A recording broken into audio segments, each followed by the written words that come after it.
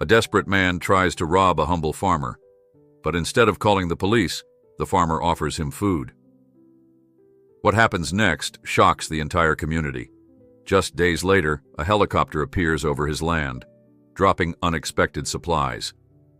Before we continue, don't forget to subscribe to the channel, like the video, and comment where in the world you're watching from. Let's go. The early mornings always brought a hush over Cedar Glen, a patchwork farmland nestled between rolling hills and an old, winding river. Henry Carlisle, a widowed farmer in his late 50s, rose before sunrise each day to tend his fields and feed his animals. His hands, calloused from decades of labor, carried warmth beneath their rough exterior. Neighbors knew him as a quiet soul, a man who rarely asked for help and seldom turned away those in need. Beneath the weathered brim of his straw hat, Henry's gaze held both kindness and a tinge of unspoken sorrow. The land was his life's tapestry, each acre stitched with memories of the wife he had lost years ago, a woman who had left an indelible mark on his heart. In the half-light of dawn, Henry walked to his chicken coop and gathered fresh eggs in a woven basket. The low murmur of content hens reminded him that, no matter how lonely he felt, he was never truly alone on this farm. Outside, the air smelled of wet earth and blossoming wildflowers. A single crow perched on the fence post near the barn, watching him with an uncanny interest. Henry tipped his hat, a wry smile ghosting across his lips. He remembered how his late wife used to tease him about befriending crows, calling them omens of fortune or folly. Now each sign of life felt like a message from a simpler time, a gentle nudge to keep going, to keep believing that kindness mattered. After collecting enough eggs, he strolled back toward his modest house, unaware that this routine morning would mark the beginning of a story the entire county would soon be talking about. The trouble began shortly after breakfast. Henry was kneeling by the cabbage rows, checking for pests, when he sensed a presence behind him. He turned to see a young man, thin and desperate-looking, his clothes torn and eyes wild with hunger. Clutched in the stranger's shaking hand was a rusty crowbar. Henry rose slowly, hands raised in a gesture of calm. The man's breath came in ragged bursts, as if he'd sprinted a mile. Before Henry could say a word, the man lunged, trying to snatch Henry's wallet from his overall pocket. Instinctively, Henry twisted away. They stumbled across the neat rows, crushing leaves and scattering dirt. But even in that frantic scuffle, Henry sensed something in the man's eyes. Fear, shame, a plea for mercy. Finally, Henry caught the stranger's wrist, disarming him of the crowbar. Both men stood panting, hearts pounding in the quiet field. This was no hardened criminal, Henry realized, just someone pushed too far by desperation. Instead of calling for the police, Henry released his grip, letting the crowbar drop to the ground with a dull thud. The man collapsed to his knees, tears brimming in his eyes. Henry knelt beside him, placing a firm but gentle hand on the stranger's shoulder and asking, "When was the last time you ate, son?" The stranger's name was Neil, though he mumbled it so quietly, Henry almost missed it. He admitted he hadn't eaten in 2 days. He'd lost his job at a nearby mill, fallen behind on rent, and found himself sleeping in culverts. Desperation led him to wander onto Henry's land, half crazed with hunger. As Henry offered him a seat at the kitchen table, Neil struggled to hold back tears of shame. Instead of scolding or judging, Henry placed a steaming bowl of soup before him, along with fresh bread and a glass of water. Neil devoured it in trembling gulps, each spoonful a testament to how close he'd come to breaking entirely. When he finally slowed, Henry took a seat across from him, letting the silence speak of acceptance rather than condemnation. In that fragile moment, the farmer and the would-be thief seemed to form an unspoken understanding.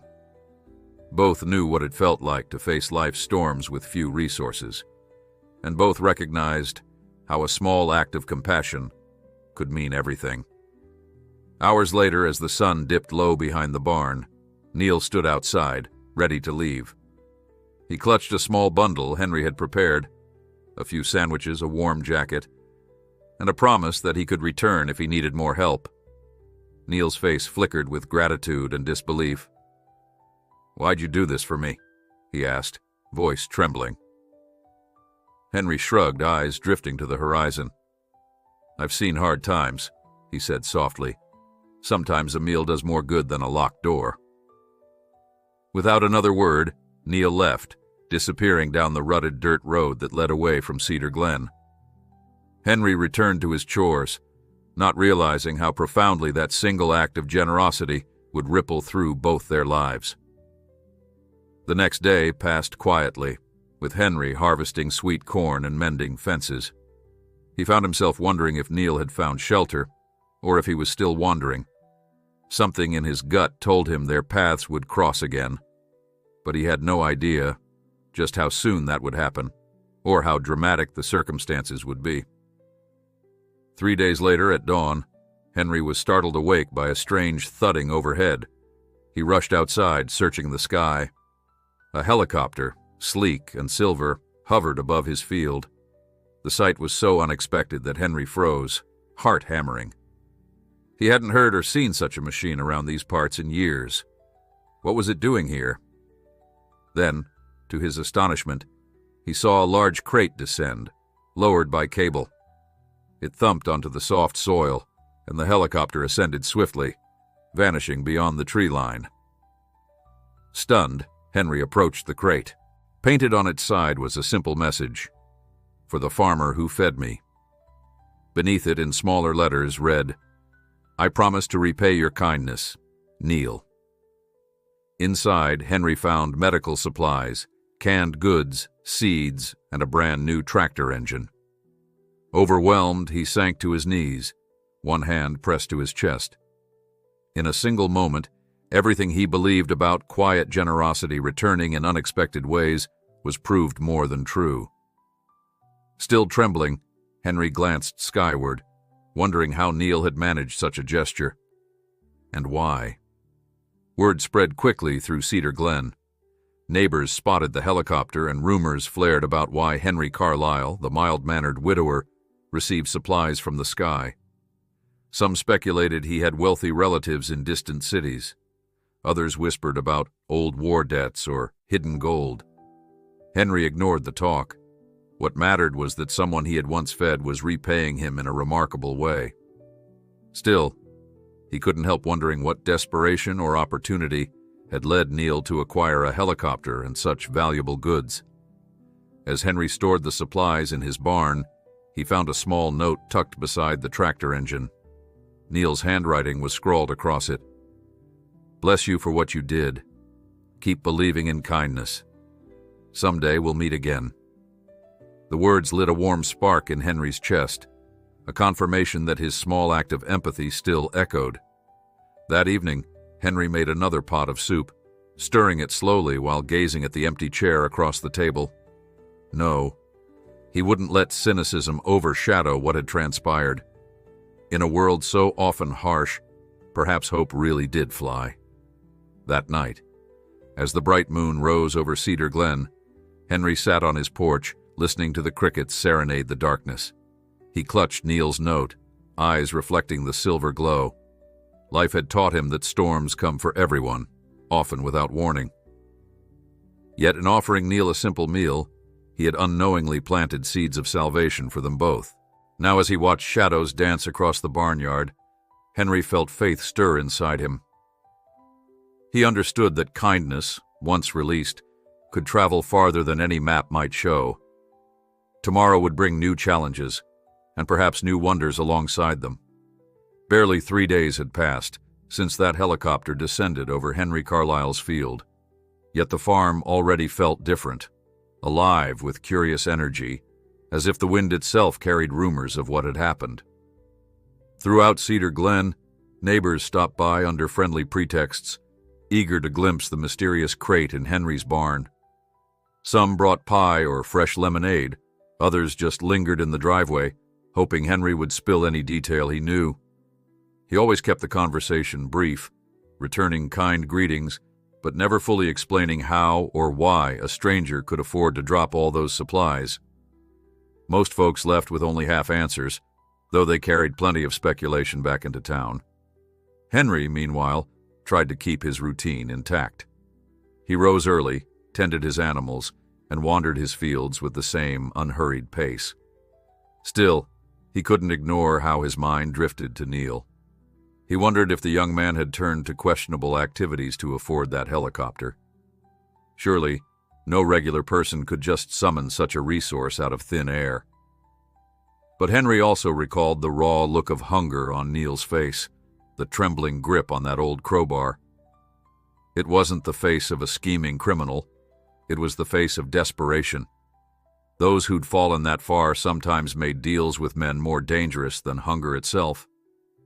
One morning, while Henry was at his kitchen table reading a faded newspaper, he heard a knock. Standing on the porch was Bill Haverson, the county sheriff, who carried a relaxed air and a half-apologetic grin. "Hope I'm not bothering you, Henry," Bill said, stepping inside at Henry's invitation. "Just wanted to check a few things, see how you're holding up after, well, that big to-do in the sky." Henry offered the sheriff coffee and motioned for him to sit. "All good, Bill," he replied. "Haven't had any more excitement here, if that's what you're asking." Bill nodded, sipping carefully, a thoughtful expression crossing his face. "Folks in town can't stop talking about it," he said. "Some figure you've got wealthy relatives. Others say it might be stolen property. You know how chatter goes." Henry set his mug down, trying to keep his tone light. "I'm not sure who paid for it. I just got a note from someone I once helped." Bill studied Henry's face, then glanced around the tidy kitchen. Henry wasn't a man prone to secrets, so Bill suspected everything was as innocent as Henry claimed. Still, the sheriff had to do his due diligence. "I'll let them know everything's quiet," Bill said at last, standing to leave. "But if anything changes, if this fella reappears, give me a holler." Henry agreed with a polite nod, relieved when Bill took his leave. Whatever Neil had gotten himself into, Henry believed it was an act of gratitude, not a cover for crimes. Yet the sheriff's visit underscored how precarious the situation might become.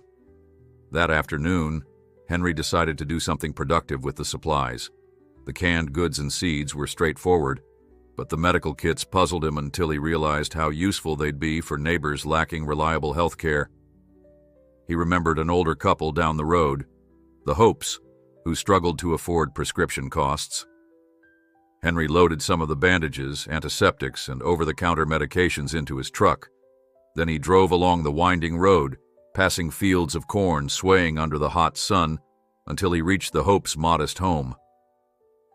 Mr. and Mrs. Hope were astonished by his gesture, insisting Henry accept a small plate of biscuits in return. "Oh, you hush," Mrs. Hope scolded her husband when he tried to argue. "Henry here's just being neighborly. Least we can do is feed him something sweet." While Henry was there, they talked about everything but the helicopter. He could sense their curiosity, but they were too polite to pry. After leaving, Henry couldn't help feeling a new warmth in his chest. The supplies gifted to him by Neil would serve many people in Cedar Glen, each donation a ripple of kindness. Henry hoped that ripple would one day find Neil wherever he was. Maybe, when a person is shown generosity in their darkest moment, a spark inside them refuses to die, igniting further goodwill in unexpected ways. Days turned into a week, then 2. The commotion in Cedar Glen died down somewhat, replaced by the usual tempo of harvest season. Folks still gossiped about Henry's farmland surprise, but fresh local drama always rose to the forefront.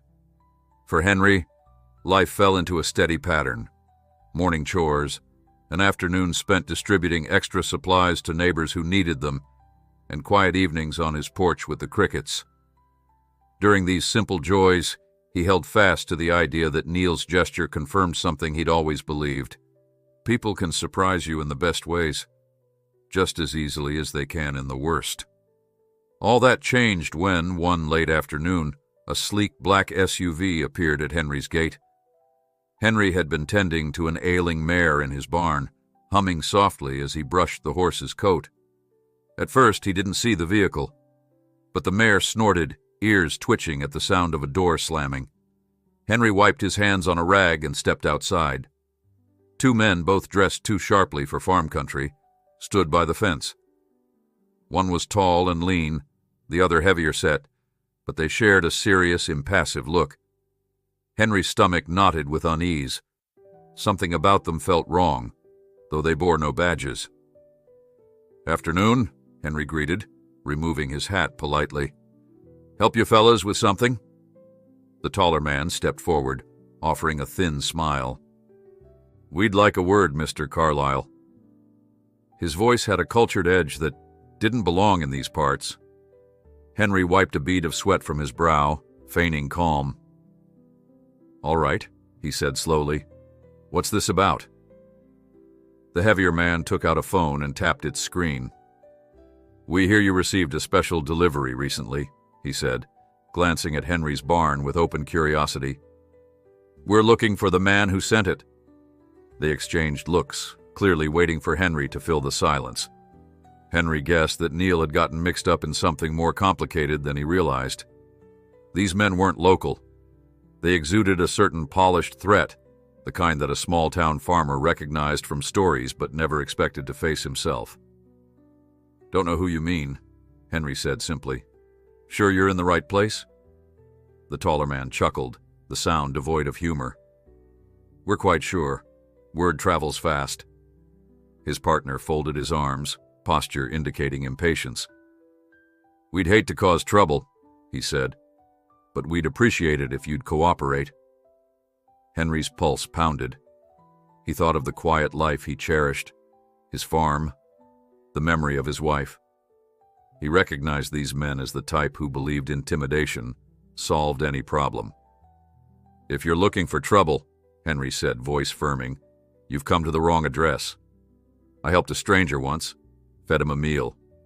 Don't know much else." Both men regarded Henry with cool assessment. The heavier one slipped a business card from his pocket, placing it on the fence post. "If he contacts you, or if you recall any details," he said, "phone us."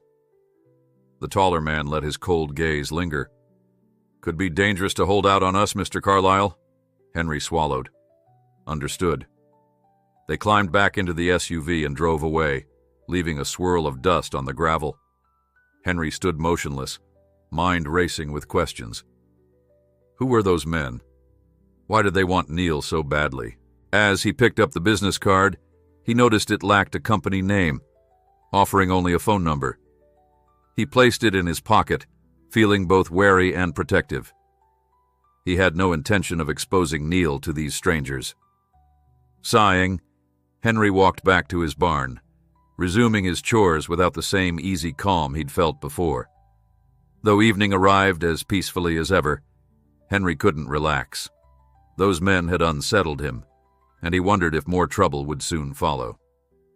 Over the next week, Henry took precautions. He locked his barn at night, something he rarely did, and he left his porch light burning until the early hours. Though he hated letting fear intrude on his life, he reminded himself that Neil might be running from people who wouldn't hesitate to harm others. The few times Henry considered calling the sheriff, he decided he had no real information, only the sense that something bigger lay beneath the surface. Meanwhile, his generosity continued in measured ways. He gave seeds to a neighbor who'd lost a crop to pests, donated medical supplies to a local clinic in need, and quietly tried to bring hope wherever he could. If fear was a weed, then kindness was the best weed killer he knew. The tension flared one brisk morning when Henry was out by his orchard. A second black SUV, different from the first, appeared, kicking up gravel. Henry's heart sank. Had the same men returned? But when two individuals emerged, a younger woman and an older man in casual suits, Henry felt a different kind of watchfulness. The woman flashed what looked like an official badge, though Henry didn't catch the details. "Mr. Carlyle," she called, "we'd like a moment of your time." Her tone was gentler than the earlier visitors, but her companion's intense stare indicated they were on a mission. Nervously, Henry approached the orchard fence. "Can I help you?" The woman introduced herself as Lauren Bishop, identifying her companion as Fred Martinez. They claimed to be private investigators. The orchard wind rattled the leaves, and Henry tried to gauge whether they were telling the truth. "We've been hired to find a missing person," Lauren explained. "Young man, early 20s, last seen near Cedar Glen. We've reason to believe you might have had contact with him." Henry's throat tightened. "I see," he said slowly. "You folks connected with that other pair who visited me?" Lauren's expression turned guarded. "Not at all. In fact, we suspect they might be working for less savory parties. If we locate this individual first, we can ensure his safety." Henry studied her eyes, searching for any sign of deceit. Something about her calm voice, the careful politeness, made him think she might be telling the truth. But trust was a slippery slope, especially now. "Why would this young man be in danger?" he finally asked. Fred Martinez spoke up. "He witnessed a crime, maybe more than one. Certain powerful interests don't want him talking. We'd like to protect him, but we need to find him first." Henry felt a sting of concern for Neil. So that was why the helicopter, why the hush of secrecy. He had likely seen something or gotten tangled in a net of wrongdoing.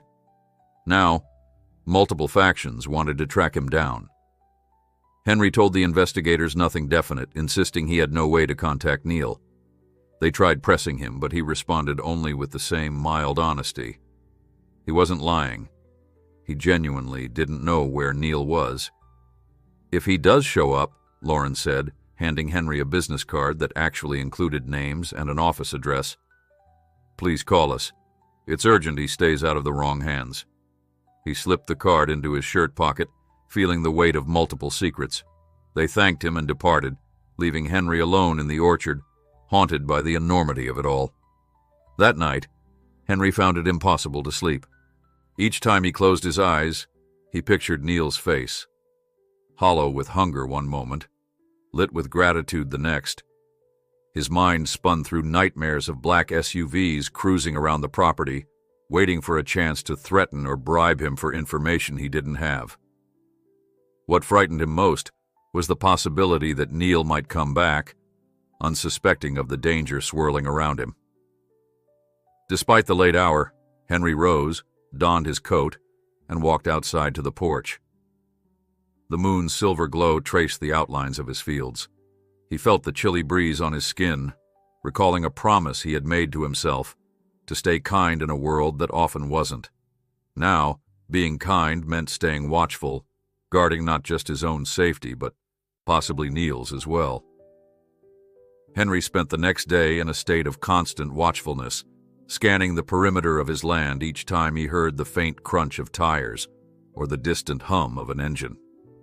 He tried to bury himself in chores, fixing the sagging orchard fence, repairing a broken hinge on the goat pen, but the worry wouldn't loosen its grip.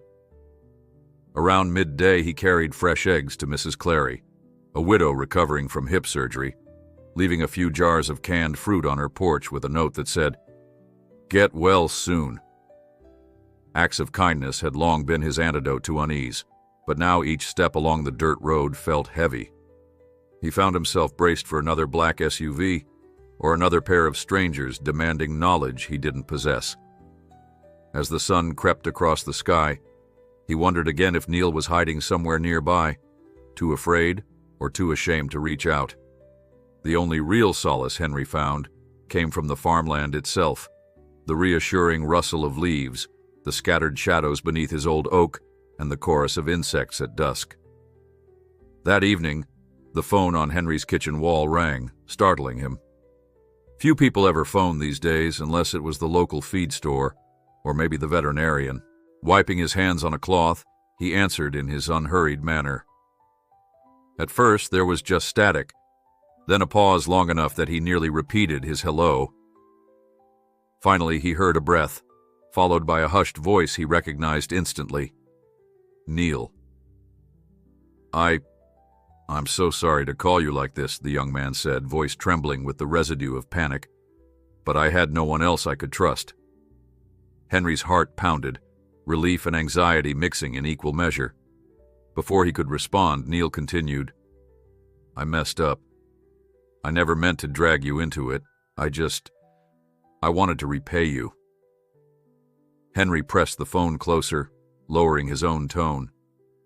"Are you safe right now?" Neil's silence told Henry everything he needed to know.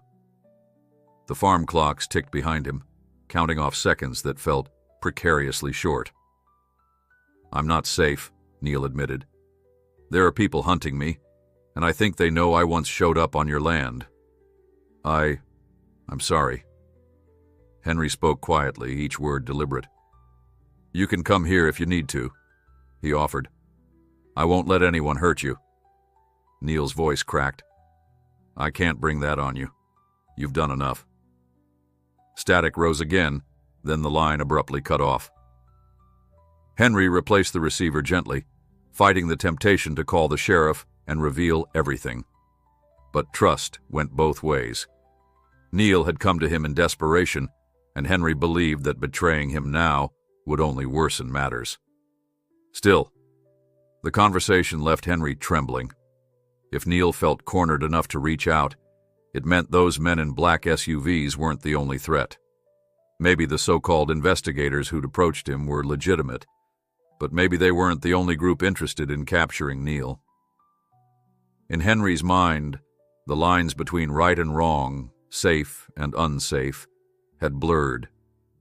He spent another sleepless night on the porch, scanning the moonlit fields, wondering where Neil was and how badly it might end for both of them if the wrong people arrived first. Come morning, Henry wrestled with what to do. He remembered the investigators, Lauren Bishop and Fred Martinez, who had spoken of protecting Neil. They'd seemed more trustworthy than the first duo. If Neil was truly in mortal danger, perhaps Henry owed it to him to share the phone call with them. But a stubborn voice inside insisted he not reveal anything without Neil's permission. He visited the barn to check on his animals, moving quietly through the hay-strewn aisles. The corgis that usually trailed at his heels watched him with puzzled expressions, as if sensing his distraction. When he realized he'd been standing motionless for minutes, leaning against a stall door with feed still clutched in his hand, Henry forced himself to keep moving. No matter the troubles swirling beyond the fence line, he had responsibilities here. The farmland had survived storms, droughts, and personal heartbreak. He wouldn't let shadowy outsiders break him now. Mid-afternoon, while weeding his vegetable patch, Henry heard a vehicle approach. His stomach tightened as he recognized Lauren Bishop's sedan. Fred Martinez was riding beside her. They parked and walked up the path, wearing polite but somber expressions. Henry stayed by his garden, determined not to show fear. "Hello again," he said, shading his eyes against the sun. Lauren took a step closer, adjusting the strap of her small satchel. "Mr. Carlyle, we know it's probably the last thing you want, but we need to talk." Henry stood, hoe in hand. "Something happen?" he asked. Fred glanced around as if scanning for unwelcome ears. "We've had a tip," he said. "Someone matching Neil's description was seen not far from your property last night. We're concerned." Henry kept his face neutral, unwilling to betray that he'd received a call. "I haven't seen him," Lauren sighed. "If he does show, please remember we only want to help him come in safely. The alternative, if those other men find him first, could be lethal." She produced a folded paper. "This is my direct number. Use it day or night if anything happens." Henry looked at the slip, but didn't take it right away. He searched Lauren's face. "You swear you plan to help him, not punish him for whatever he's involved in?" She nodded without hesitation. "We're just a small piece of a larger network trying to expose organized wrongdoing. Neil's a key witness, though we suspect he might not realize how valuable his testimony could be." Henry finally accepted the paper, slipping it into his shirt pocket. "All right," he said quietly. I'll keep that in mind." Lauren thanked him, and Fred gave a curt nod before they turned back to their sedan. Henry watched the dust settle behind their departing vehicle, mind churning.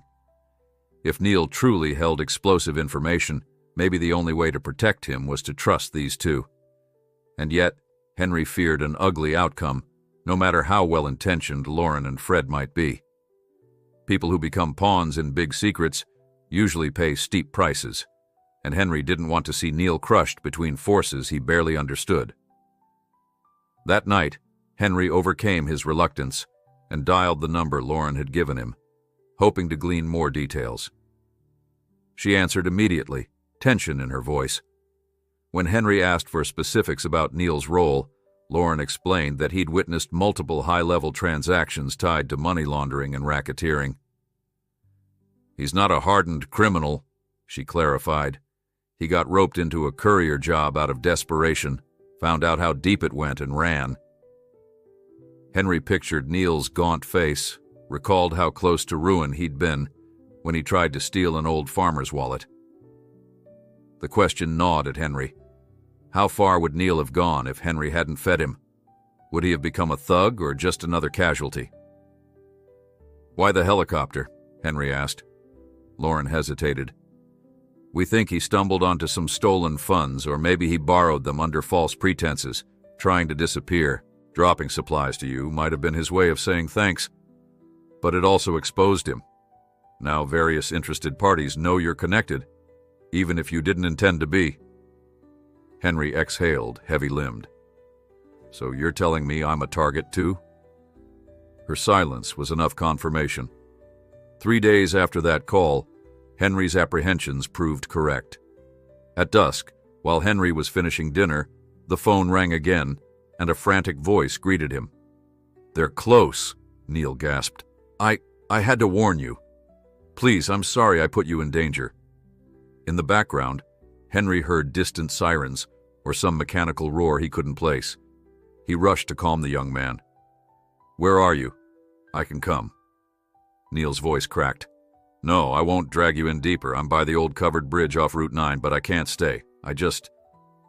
Thank you for everything." The call ended. Heart pounding, Henry grabbed his truck keys, ignoring the rational voice that told him to stay put. He dialed Lauren Bishop's number, recounting Neil's location. "We're on our way," she promised. "Stay safe, Henry. Don't do anything reckless." But Henry had already started the engine, headlights piercing the twilight. He couldn't sit by and do nothing. The battered pickup rumbled onto the paved road, leaving his quiet homestead behind. He drove fast, thoughts chaotic, praying he'd find Neil before any black SUVs did.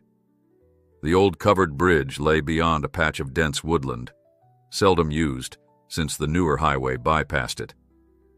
Henry remembered simpler times crossing that bridge with his wife, the boards rattling under truck wheels, the river shimmering below. Now, as he approached, a storm seemed to brood above the treetops, thunder rolling in from a distance. He parked at the edge of a clearing, noticing no other vehicles. Thick gloom pressed around him as he picked his way toward the bridge on foot. "Neil?" he called softly. An echo was his only answer, accompanied by the distant shriek of wind-rustling leaves. He stepped onto the bridge, each footstep hollow against the wooden planks. Pale moonlight filtered through cracks in the walls, revealing no one in sight. Henry almost turned back, but a muffled sound caught his ear, like a person stifling a cough. Following the sound, Henry peered behind one of the support beams. There slumped Neil, trembling under a tattered coat. Even in the dim light, Henry could see the bruises on his face and arms. "Good Lord," Henry murmured, carefully kneeling. "You're hurt." Neil gave a half nod, wincing. "They caught me earlier," he rasped. "I got away, but not before they roughed me up." Henry's rage flared, but he kept his voice calm. "We need to get you to a doctor. I called the folks who can protect you." Neil's eyes widened in panic. "No," he pleaded. "They'll lock me up or use me as bait. I can't trust them. I trust you, Henry. Only you." Rain began to drum on the wooden roof overhead, as if the sky couldn't bear the tension either. Henry swallowed hard, heart torn. He wanted to reassure Neil that Lauren and Fred were different, that they truly wanted to safeguard him, but he couldn't ignore the trauma shining in Neil's eyes. Before Henry could respond, headlights flickered at the far end of the bridge. Neil tensed, scrambling to his feet despite his injuries. "They're here," he croaked. Henry turned, shielding Neil with his body. But these headlights belonged to a standard sedan, not an SUV. To Henry's relief, Lauren and Fred emerged, flashlights cutting through the dark. "Neil!" Lauren called, sounding both urgent and gentle. "We're not here to harm you." Henry raised a hand, beckoning them over. "He's wounded," he said, voice echoing. Fred advanced carefully, both hands visible. "We have paramedics on standby," he offered. "Let's just get you out of this place, get you some help." Neil pressed closer to Henry, fear etched in every line of his face. "I only want to help him," Henry murmured. "Let them do their job. We can figure out the rest once you're safe." Shuddering, Neil nodded faintly, tears gleaming in the half-light. Lauren radioed for assistance, relief plain on her features. But the reprieve was short-lived. A second set of headlights blazed behind Lauren and Fred's sedan, and the silhouette of a larger vehicle filled the bridge entrance. Doors slammed. Henry could barely see past the glare, but he sensed the presence of men stepping onto the wooden planks, footsteps heavy with menace. The black SUV. The thunder outside intensified, merging with the rumble of unwanted intruders. Henry stepped forward, arms raised in a show of calm. Lauren and Fred exchanged grim looks, their flashlights flickering as they retreated slightly, positioning themselves near Henry and Neil. A single voice cut through the thunder. "Hand him over!" It was the same voice Henry recognized from that first unwelcome visit to his farm. The tall man. Neil began trembling so badly that Henry feared he might collapse. Lauren's stance shifted. "We're federal investigators," she declared, brandishing a badge that glinted in the flashlight beam. "Stand down." The tall man laughed, a sharp, humorless sound that bounced against the bridge's aged beams. "I don't care who you are," he said. "He's coming with us." Rain slanted through the bridge openings, making the boards slick. Fred tried to maneuver so that Neil was shielded between Henry and Lauren, but the second man from the SUV advanced from the opposite side. The tension snapped like a broken string.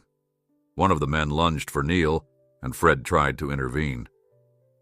Henry, jolted by protective instinct, grabbed a discarded plank to block the attacker. Lauren stepped in, gripping the man's arm.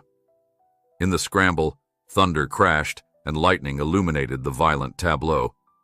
Neil cried out as the tall man seized him by the collar. The thunderstorm outside raged in unison with the sudden burst of violence within the covered bridge. Neil cried out as the tall man yanked him back by the collar, and Henry lunged forward, without a second thought. Thunder boomed overhead, lightning flaring through the cracks in the timbers, illuminating a frantic tangle of limbs and grim faces. Fred tried to wedge himself between Neil and the second aggressor, but the slick floorboards worked against everyone's balance. Rain strafed sideways, soaking them through the open windows of the old structure. Lauren clutched her badge in one hand and tried to wrest Neil free with the other, all while shouting warnings that went ignored. The tall man shoved her aside, his boots scraping on wet planks. Henry swung the plank he'd grabbed, catching the tall man's arm. It wasn't a clean strike, but it forced the attacker's grip to loosen just long enough for Neil to stumble clear.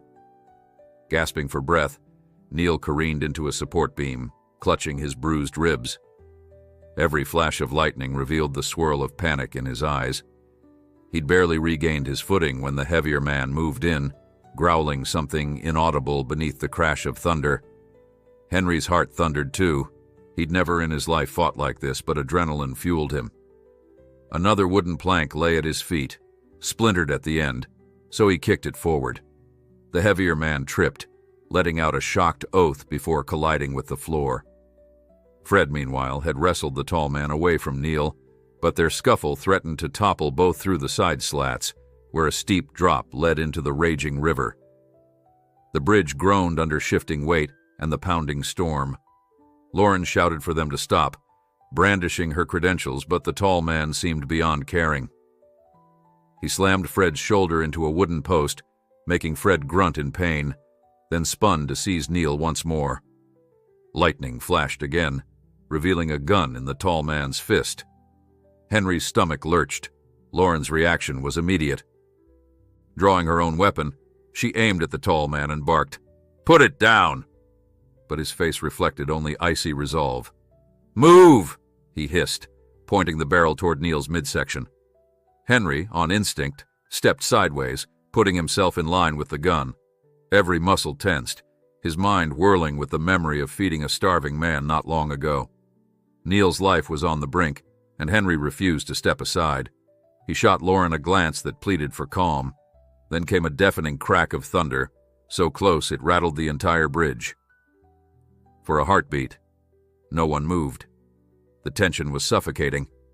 Then the heavier man, still sprawled on the soaked boards, recovered enough to lunge for Lauren, attempting to knock her gun away. Her shot went wide, ricocheting off a wooden beam, while the flash momentarily blinded everyone. A furious scuffle erupted once more. Henry tried to yank Neil behind him, but the tall man lunged for Henry's arm, twisting it painfully. Henry bit back a cry as pain shot up to his shoulder.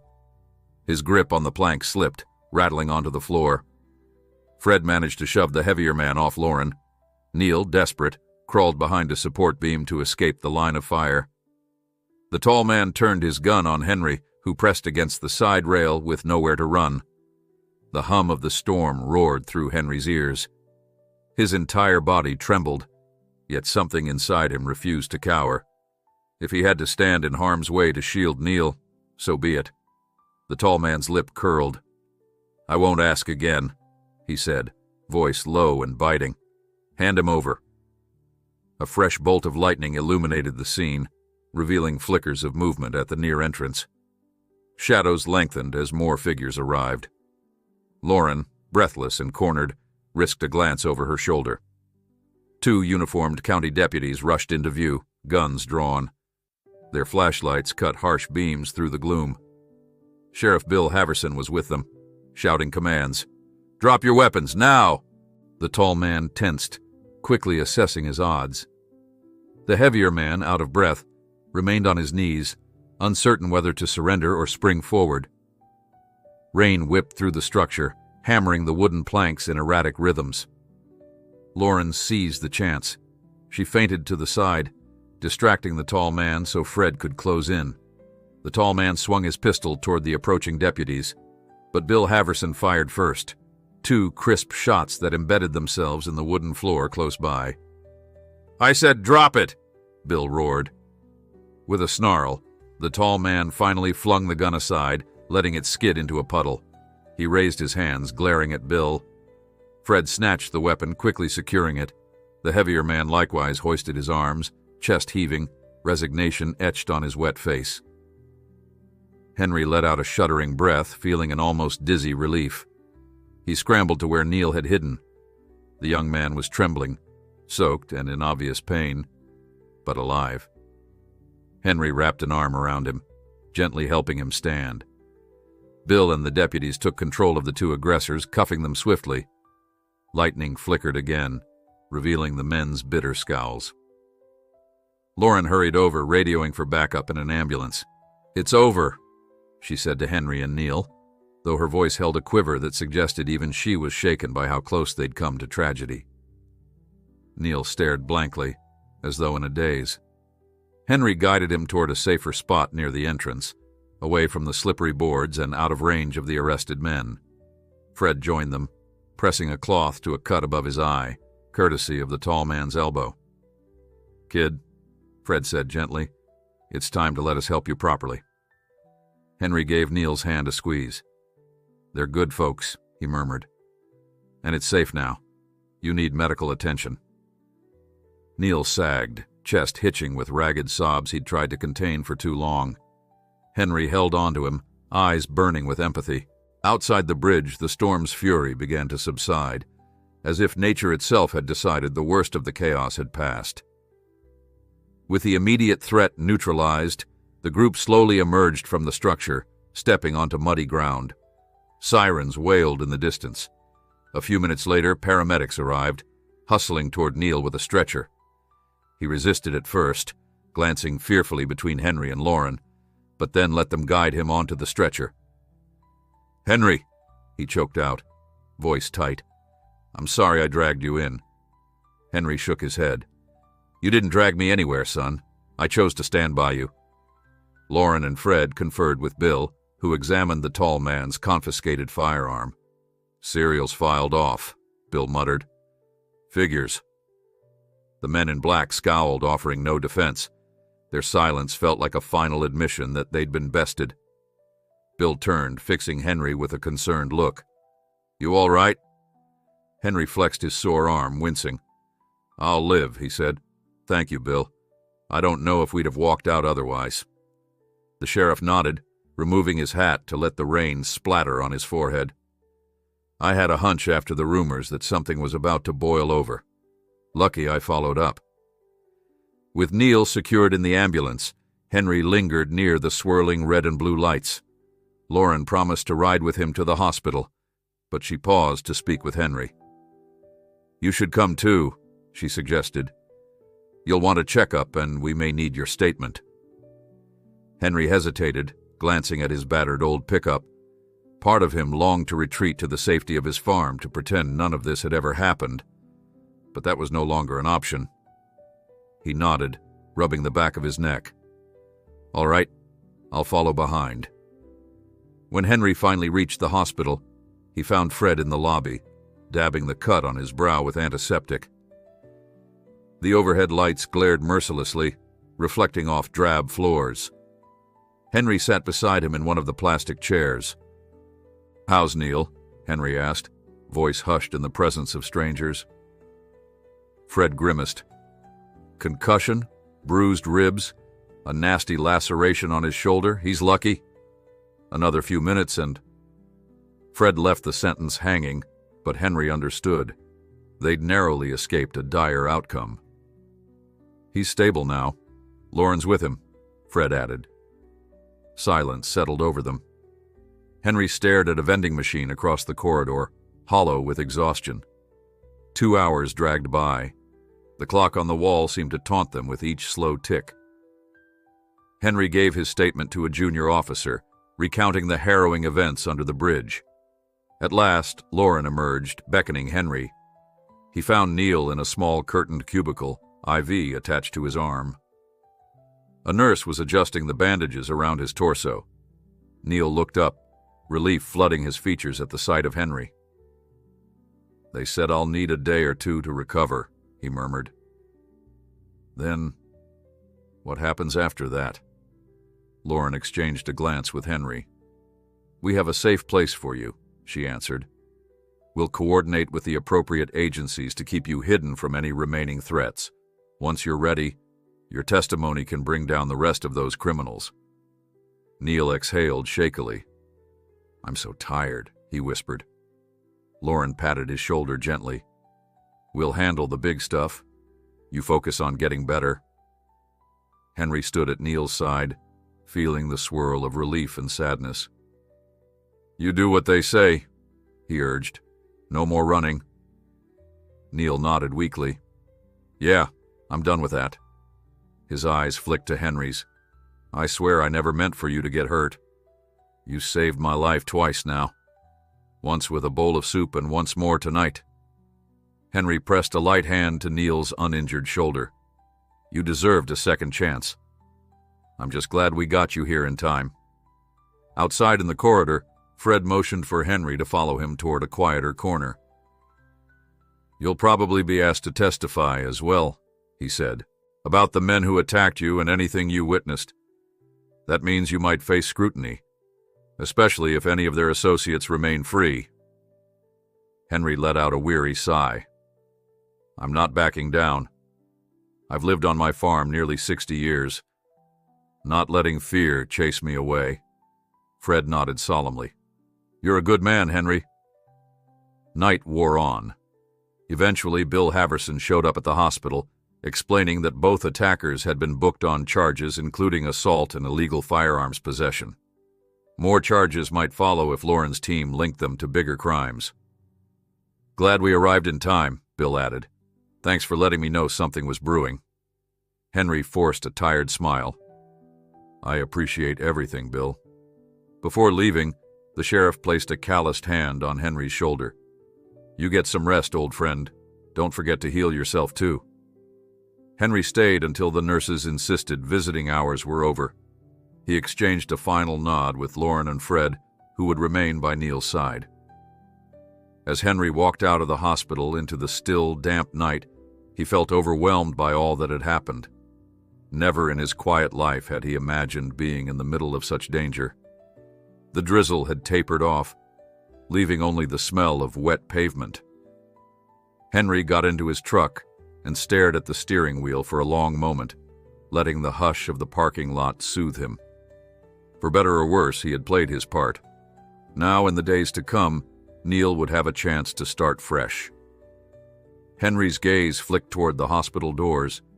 He whispered, "You'll be okay," hoping Neil could somehow sense the promise that lay beyond the turmoil. He shifted into gear and drove away under the faint glow of distant streetlights, heading back to Cedar Glen. The night no longer seemed so menacing.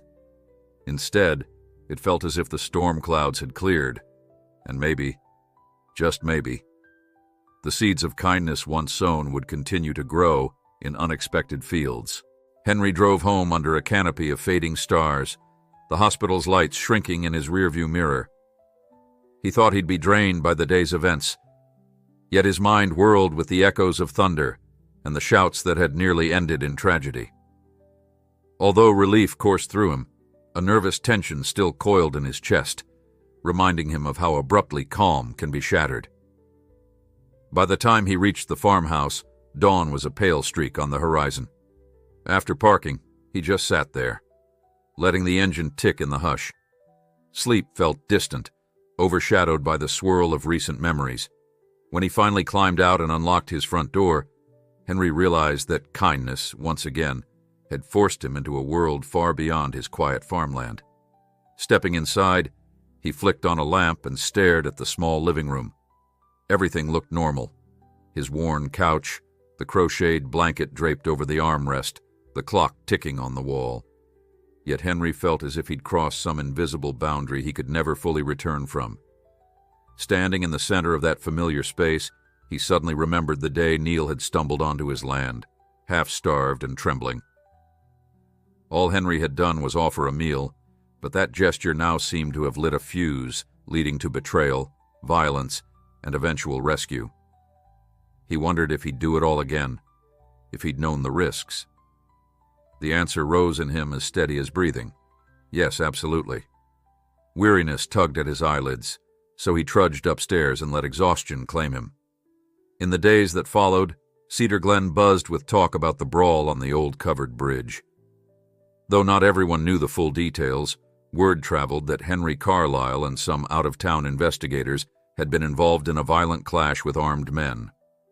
Rumors ballooned, ranging from claims that Henry was part of a secret agency to the suggestion that a high-stakes manhunt had just concluded near the river. Henry tried his best to steer clear of gossip, focusing on chores and occasionally driving into town for supplies. Each time he went, watchful eyes tracked him from porches and shop windows. He felt the weight of their curiosity, but no one confronted him openly. It reminded him how small gestures of kindness could generate outsized consequences, for better or worse. One afternoon, as Henry loaded feed sacks into his pickup behind the local co-op, Sheriff Bill Haverson sauntered over with a friendly nod. "Heard they moved Neil to a secure facility for witness protection," Bill said quietly. "He'll be testifying in some federal case soon. Sounds like a big net they're casting." Henry nodded, relief flickering behind his weariness. Despite the swirling rumors, he felt genuine solace in knowing that the young man's future might turn a corner. "Hope he gets a fair shot," Henry said. Bill exhaled. From what I hear, those men who attacked him are small fish compared to the bigger players. But at least Neil's safe for now. Thought you'd want to know. Henry thanked him, and Bill gave him a gentle tap on the shoulder before strolling off, leaving Henry feeling a little less alone. That same week, Lauren Bishop phoned to confirm that Neil was, indeed, on the mend. He's scared but determined, she said, her voice crackling over Henry's old landline. He talks about your farm a lot. Says it gave him hope when he had none. Henry felt a warmth in his chest, tinged with sadness that the boy had endured so much before receiving help. Glad he's healing, Henry replied. Lauren mentioned that Neil would likely be relocated again, far from Cedar Glen, once his testimony was complete. I wanted you to hear it from me before you read any headlines, she added. Henry simply thanked her, unsure whether the ache he felt was sorrow or relief. He hung up the phone, standing quietly in his kitchen, absorbing the truth that Neil might never return. Life on the farm took on its usual rhythms, but Henry felt a subtle shift in his perspective. Whenever he noticed the battered crowbar Neil had dropped, now propped in a corner of the barn, he thought about how quickly desperation can spiral.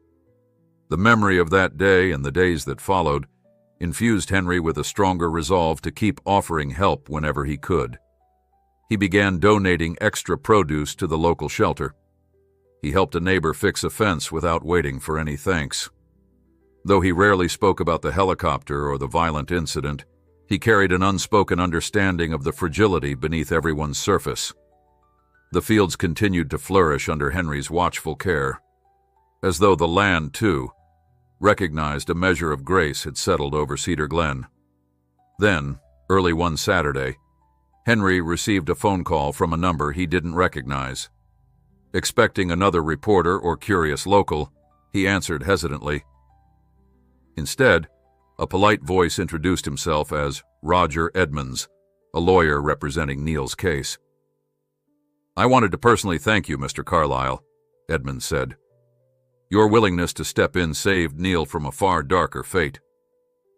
I'd like to arrange a meeting, if that's all right. Neil has expressed a desire to see you before everything moves forward. Henry's pulse quickened. He hadn't expected the boy to be allowed contact with anyone, let alone him. Are you sure it's safe? Henry asked. Edmonds assured him it would be in a controlled setting, with security present. After a moment of indecision, Henry agreed. Another swirl of change had just come knocking. 2 days later, Henry drove to a nondescript government building on the outskirts of a nearby city. A somber agent met him in the lobby, leading him through corridors with blank walls and locked doors until they reached a small conference room. Inside, Neil was seated at a table, hands folded, eyes flicking anxiously toward the door. As soon as Henry stepped in, Neil exhaled, rising gingerly, his ribs still healing. They regarded each other for an awkward moment, the hush broken only by the hum of fluorescent lights. Then Henry crossed the room and enveloped Neil in a gentle embrace. The boy's breath caught in his throat, tears pooling in the corners of his eyes. Thank you, Neil whispered, for not giving up on me. Henry patted his shoulder, voice husky. I'm just glad you're all right. They sat down, with Roger Edmonds hovering discreetly near the door. Over the next hour, Neil explained how his testimony would implicate a network of criminals who laundered money through shell corporations and used coerced couriers like him. I had no idea how deep it went, Neil confessed, eyes lowered. By the time I realized I was in too far. He thanked Henry for the kindness that had given him enough hope to escape.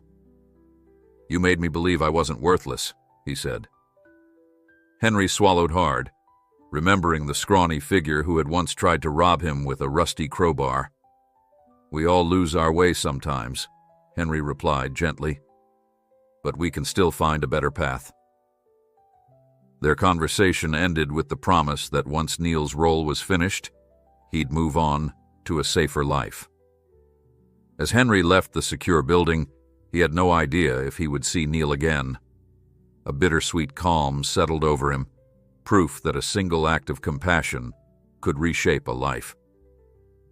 Driving home, Henry passed fields of sunflowers, heads bowed in the breeze, seeking light. Soon his barn appeared, a steady sentinel amid the rolling landscape. He stepped out, breathing in the warm scent of earth and hay. Whatever rumors or consequences emerged, he was ready. The seeds he'd planted were growing, and inevitably, the harvest would come. Henry drove home with dawn's early light in his rearview mirror, the hospital far behind him, yet lingering in his thoughts. Though the storm had eased, a new storm churned within him, a mixture of exhaustion and relief. Outside, mist clung to the edges of Cedar Glen's fields, ghostly wisps rising from the damp earth. Every mile brought him closer to the familiar silhouette of his barn, but also reminded him that nothing would ever be the same again. The face of Neil, bruised and vulnerable, remained firmly etched in Henry's mind. By the time he reached the farmhouse, the sun had fully crested the hills. He killed the engine and paused, hands still wrapped around the steering wheel. In that instant, a wave of gratitude washed over him. Gratitude that Neil was alive, that no one else had been gravely harmed, that the menacing pair in the black SUV were behind bars at least for now. Still, an uneasy question tugged at him. What would happen once Neil's attackers recovered from the shock of being thwarted? Henry had no illusions that 2 arrests would instantly dismantle any larger network lurking behind them. He stepped out onto the gravel drive, stretching his stiff shoulders. The farmyard was calm, the world seemingly unaware of the turmoil from the night before. As Henry walked toward the porch, a rooster crowed from the chicken coop, a jarring reminder that life moved on in its steady daily cycle. In the quiet of his living room, Henry eased off his boots and sank into a well-worn armchair. Though fatigue coated his every limb, his mind continued its restless march. He closed his eyes and breathed, recalling how Neil had reached for him in desperation, and how he'd promised the boy they would find a way through. Eventually, sleep claimed him. Over the next few days, Cedar Glen remained abuzz with rumors about the confrontation by the covered bridge. Town chatter might have faded sooner, but Henry's involvement lent the story a compelling hook. Neighbors stopped by with pies or fresh bread, acting as though they merely wanted to check on him while fishing for details. Henry, polite but evasive, would thank them for their concern and gently steer the conversation to everyday matters: the dryness of the soil, how the orchard needed a proper pruning before summer's end. Even though the episodes had rattled him, Henry felt too proud to divulge the story's complexities. The local grapevine churned regardless, spitting out half-truths that mingled with wild theories about organized crime and hidden fortunes. During one such visit, Daisy Trumbull, the postmaster's wife, arrived unexpectedly, balancing a casserole dish. "Heard you might not be cooking proper meals for yourself," she said, handing it over with a sympathetic tilt of her head. "Just let me know if you need anything else." Henry recognized her real motive: glean information. He thanked her but remained vague. After she left, he placed the casserole in his fridge and sighed. He understood that folks meant no harm, but the attention weighed on him.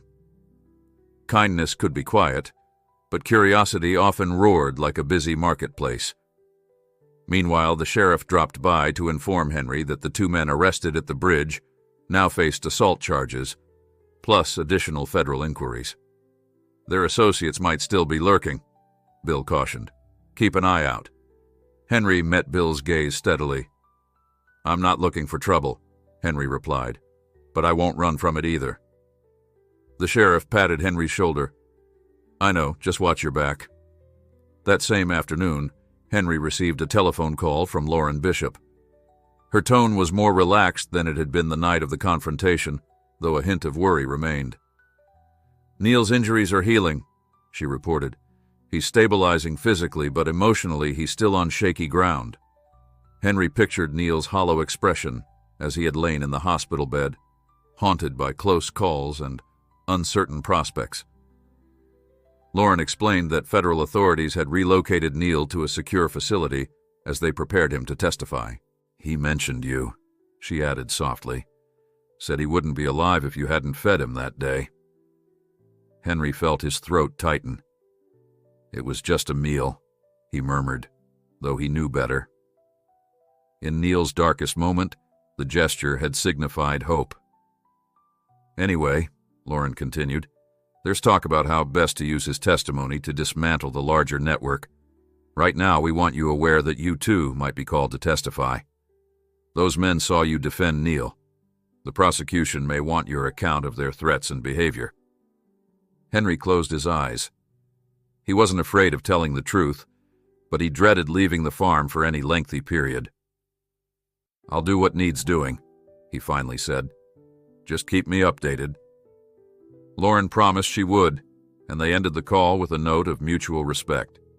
With each day that passed, the summer sun baked Cedar Glen's fields. Henry busied himself harvesting the earliest tomatoes, their glossy red skins weighing heavily on drooping vines. Sometimes, as he worked, he found his thoughts drifting to Neil's face. How different it looked from the day he tried to steal Henry's wallet, or the day he returned with an outlandish gift from the sky. Henry would wipe sweat from his brow and wonder whether the boy might find normalcy after all this. The possibility brought Henry a flicker of solace. Late one afternoon, while Henry repaired a section of fence, a car pulled up at the end of his driveway. He glanced over and spotted Bill stepping out, accompanied by a well-groomed man in a tailored suit. They approached with cautious smiles. "Henry," Bill said, hooking his thumbs in his belt loops, "this here's Roger Edmonds, an attorney representing Neil's case." Henry felt his heart give a small jolt. He wiped his hands on a rag and extended one in greeting. "Good to meet you." Edmonds nodded, his voice measured and calm. "It's a pleasure, Mr. Carlyle. Neil has spoken extensively about the kindness you showed him. I wanted to convey his gratitude and my own." He paused. "If it's all right, I'd like a few words in private." Henry glanced at Bill, who gave a supportive nod. The sheriff then wandered back to the car, giving them space. They took seats on Henry's porch, where the breeze offered some respite from the late-day heat. Edmonds set his briefcase at his feet. "Neil's cooperation has been crucial," he said, clearing his throat. "He'll provide testimony against several major figures tied to racketeering, money laundering, and worse. But it comes at a cost. He'll likely need a new identity once the trial concludes." Henry stared at the horizon, sadness twinging. "I figured as much. Once he's done, he won't be able to stay around here." Edmonds nodded. "He wanted to see you again to explain things personally, but I can't promise that's possible, given security concerns." Henry's throat tightened. The notion that Neil might vanish into protective custody struck him hard. "I understand," Henry managed. "I just hope he finds peace." Edmonds pulled out an envelope. "He asked me to deliver this," he said, placing it gently in Henry's hand. "It's a letter he wrote after the hospital stay." Henry turned it over, noting the neat handwriting spelling out his name. Edmonds rose to go. "Sheriff Haverson and I have some details to finalize regarding local safety, but I won't keep you. Just know that your testimony, if required, will help seal the case. If you have any questions, my card is in that envelope. Thank you again for everything." With that, he left, Bill trailing behind him. Henry waved them off, the letter feeling both heavy and delicate between his fingers. Inside, he sat at his kitchen table, heart pounding with anticipation. Carefully, he slit the envelope open. On a single sheet of lined paper, Neil had written, "Henry, I don't know if I'll get a real chance to say goodbye. I might be gone for a long time or forever, depending on how this all ends. I needed you to know a few things. First, you saved my life. Twice. You treated me like a human being when I was lost, and you stood between me and a bullet on that bridge. Second, I never intended for the helicopter or the gifts to cause you trouble. I just wanted to repay your kindness the only way I knew how. Third, if I ever find myself free to choose my path again, I'll try to be the kind of person you believed I could be. Thank you. I owe you everything." Neil Henry read it twice, tears dimming the words. Setting the letter aside, he pressed trembling fingers to his temples. What does a man say in response to a letter like that? He exhaled, letting the raw surge of emotion rise and settle. In that quiet moment, Henry thought of all the small acts that shape a life: an offered meal, a conversation in a barn, a refusal to let fear rule the day. If Neil could carry even a fragment of Henry's compassion into a new life, perhaps that was enough. Later, as dusk settled, Henry wandered outside to watch the sky deepen to indigo. The crickets resumed their nightly serenade. He pictured the uncertain road ahead for both him and Neil.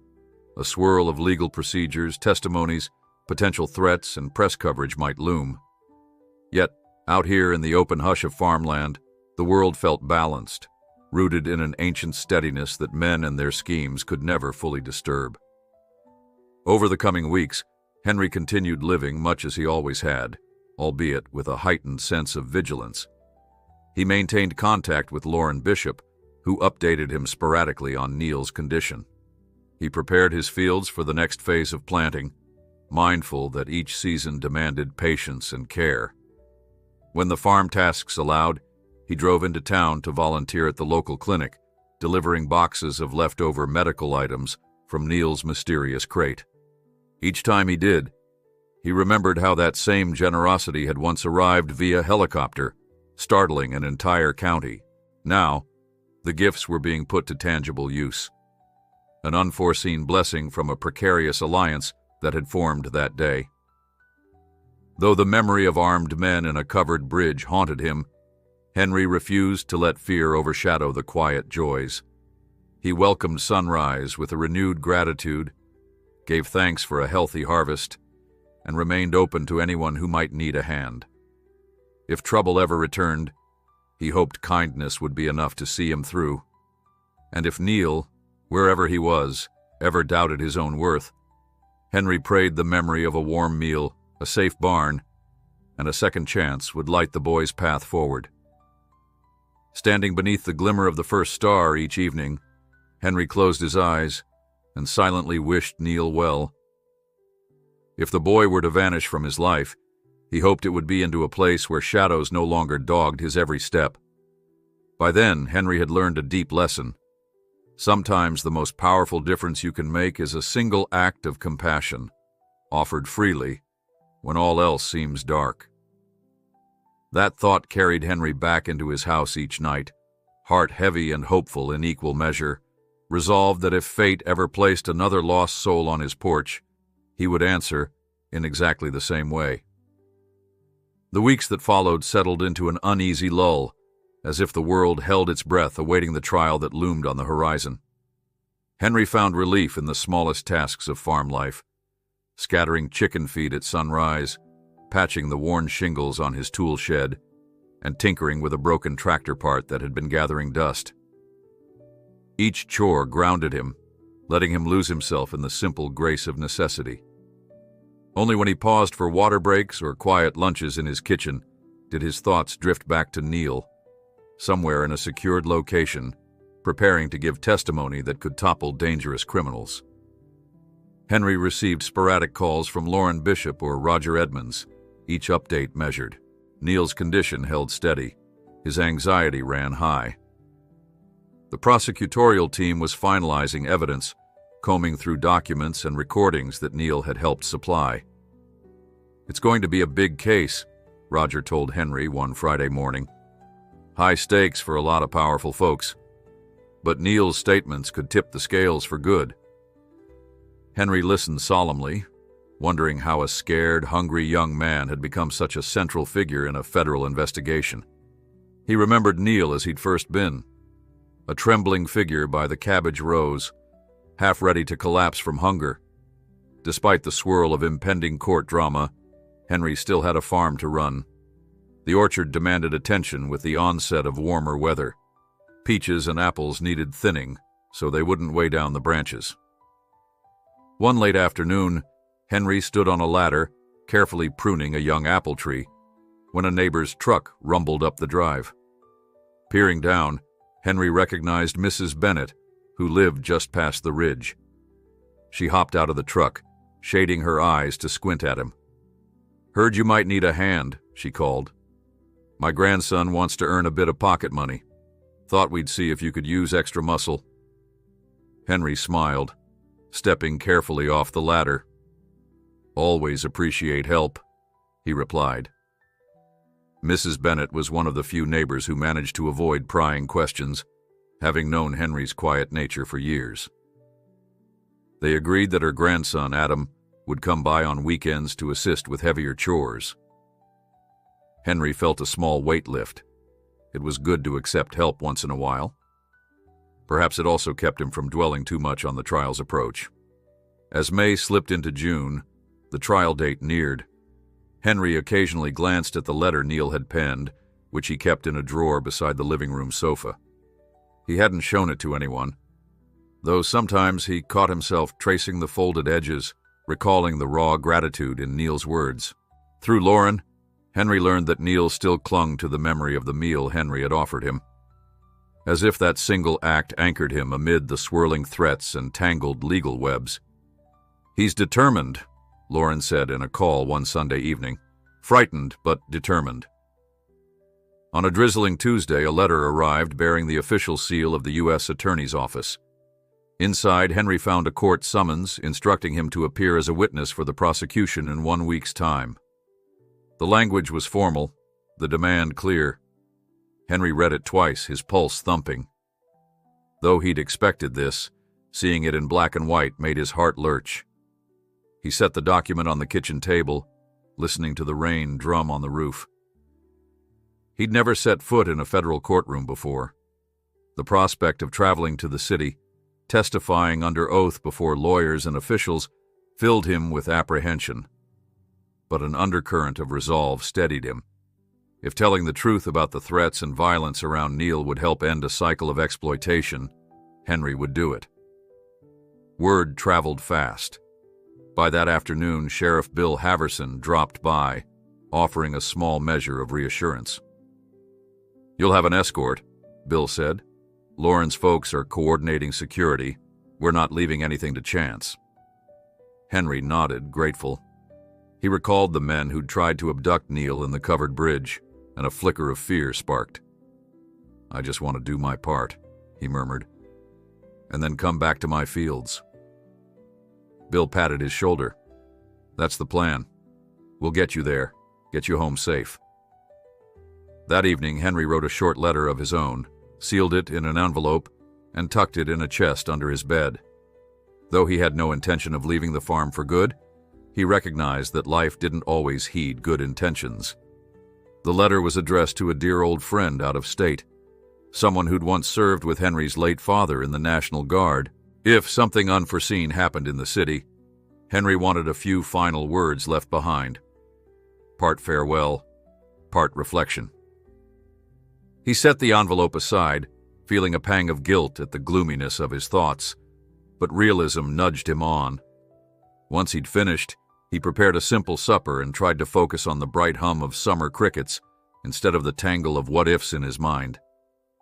The week slipped by in a blur of farmland tasks and quiet goodbyes. Mrs. Hope, who still limped from her old hip surgery, asked Henry if he needed someone to look after the chickens. Mrs. Bennett repeated her offer to send Adam over. Henry accepted both with quiet gratitude. "I'll only be gone a couple days," he assured them. "But I appreciate the help." Meanwhile, Daisy Trumbull hovered like a curious hawk, hoping for morsels of insight into the upcoming trial. Henry brushed off her inquiries with polite vagueness, wishing folks would let him be. Finally, the morning of his departure arrived. A black sedan cruised up Henry's drive before sunrise, headlights cutting through the fog. Lauren Bishop emerged, carrying a briefcase and wearing a determined expression. "Ready, Henry?" she asked softly. Henry swallowed, glancing back at his farmhouse. He'd locked the doors, tidied the kitchen, and left a note for Adam detailing the chores. An ache tugged at him. He hated leaving his land in someone else's care, even briefly. But it was time. He climbed into the car's back seat, nodding to Fred Martinez, who offered a tight smile. They set off, rolling away from Cedar Glen and onto the main highway toward the city. The ride took over 2 hours. Henry stared out the window, watching farmland yield to small towns, which in turn blended into sprawling suburbs. The horizon grew cluttered with tall buildings and neon signs, an alien world to a man rooted in simpler ways.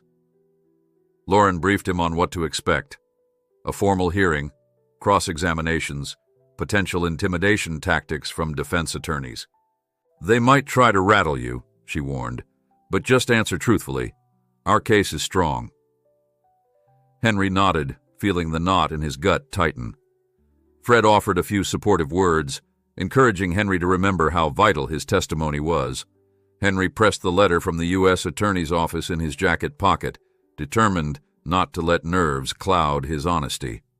They arrived at a federal courthouse, a massive gray building flanked by concrete barriers and patrolled by stern-faced security. In the car, Henry took a steadying breath. Lauren led him through a side entrance, bypassing the main crowds. The interior hallways smelled faintly of disinfectant and coffee. Henry's footsteps echoed in the polished corridors. Armed officers escorted them to a waiting room where Roger Edmonds already paced, tie slightly askew. He rushed forward upon seeing Henry. "Thank goodness you're here safely," Roger said, shaking Henry's hand. "Neil's inside, about to give his part of the testimony." Henry felt a jolt. "He's testifying right now?" Roger nodded. "Yes, they wanted him up first. Don't worry, though. He's well guarded." A swirl of relief and anxiety churned in Henry's stomach. He pictured Neil on the witness stand, facing a judge and a gallery of strangers, reliving every harsh detail. Henry offered a silent wish that the boy would stay strong. Time dragged in that cramped waiting room, the fluorescent lights buzzing overhead. Occasionally, Roger slipped out to check on proceedings, returning with whispers that Neil was holding up. Henry sat with Lauren, glancing at each other whenever distant commotion rose beyond the walls. Finally, a bailiff entered, calling Henry's name. "We're ready for you," the man announced. Heart-pounding, Henry stood, ignoring the prickling sweat on his palms. Lauren placed a steady hand on his shoulder. "You've got this," she said. Henry gave a stiff nod, then followed the bailiff into the corridor. They led him through a door into the courtroom. Wooden benches stretched on either side, occupied by a smattering of stern-faced onlookers and legal aides. Henry spotted a row of suited men at the defense table, their gazes piercing as he walked by. Some he recognized from photographs shown by Lauren, associates of the ringleaders who had employed men like Neil as couriers. He avoided eye contact, letting the bailiff guide him to the witness stand. The judge, an older woman with wire-rimmed glasses, observed him calmly. Taking his oath, Henry's voice felt distant to his own ears. He recounted the night at the covered bridge, how he had discovered Neil battered and terrified, how 2 men had confronted them with guns, and how investigators arrived. The prosecutor pressed him for details on threats the men issued. Henry described their words, the violence, the fear he'd seen in Neil's eyes. Then the defense attorneys tried to poke holes in his story, suggesting Henry was exaggerating. One implied Henry might have enticed Neil into some illicit arrangement, pointing to the helicopter drop as evidence of shady dealings. Henry, spine rigid, calmly reiterated the truth. "I gave that boy a meal when he was desperate. I never asked him for a dime." He recounted the moment Neil returned supplies via helicopter, how it had shocked him, how he'd distributed the goods to help neighbors. The defense tried to sow doubt, but Henry's calm, unwavering tone stifled their tactics. Finally, the judge signaled them to conclude. Henry felt drained, but also oddly triumphant. If telling the unvarnished truth could pierce the defense's smokescreen, he was glad to do it. When it was over, Henry stepped down, escorted once more by security. Lauren met him in the hallway, a proud gleam in her eyes. "You did well," she said. "You were steady, no contradictions." Henry exhaled, relief washing through him. Fred joined them moments later, confirming that the defense team had looked rattled. "Your testimony backed up Neil's in all the crucial details," Fred said. "Now we wait to see the jury's response." Though physically free to go, Henry felt compelled to linger, hoping to see Neil. Roger mentioned that Neil remained in protective seclusion, away from the public corridors. "He's exhausted but relieved," Roger reported. "I'll tell him you testified." Henry nodded, grateful. He asked no further questions. Perhaps it was enough to know that their stories now formed two halves of the same truth, forging a path to justice.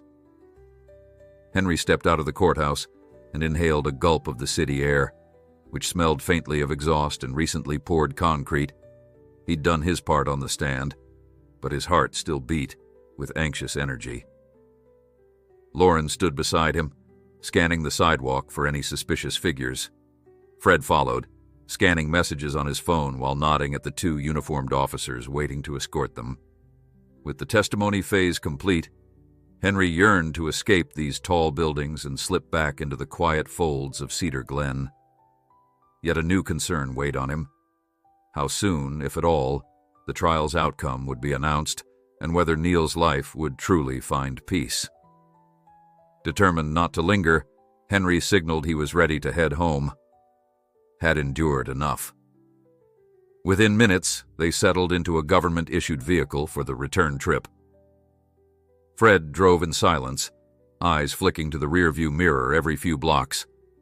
Lauren rode shotgun, her phone buzzing periodically with updates from the courtroom. Henry, lodged in the back seat, stared at passing buildings, comforted by the idea that each mile carried him closer to farmland. Traffic congested the streets, forcing them to stop and go in frustrating intervals. The hum of horns and chatter on the sidewalks reminded Henry how different city life felt. Eventually, Fred navigated them onto the highway. Relieved, Henry exhaled as concrete towers dwindled behind them. Whatever happened now, he had shared his truth. Though tension lingered, he chose to believe that a glimmer of hope flickered for Neil. He silently prayed. They made no stops along the way, driving past farmland that unfurled like a patchwork quilt. Henry felt each field's presence as a promise of returning normalcy. Once they reached Cedar Glen, the car peeled off the main road onto a gravel lane lined with oaks. At last, Fred parked near Henry's farmhouse. The hush of the countryside enveloped them.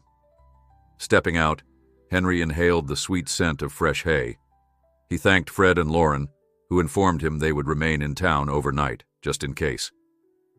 Nodding, Henry glimpsed the last rays of sunlight washing over the barn. The day had been long and taxing, but home grounded him like nothing else. He felt a mixture of relief and apprehension, uncertain how soon the verdict might come.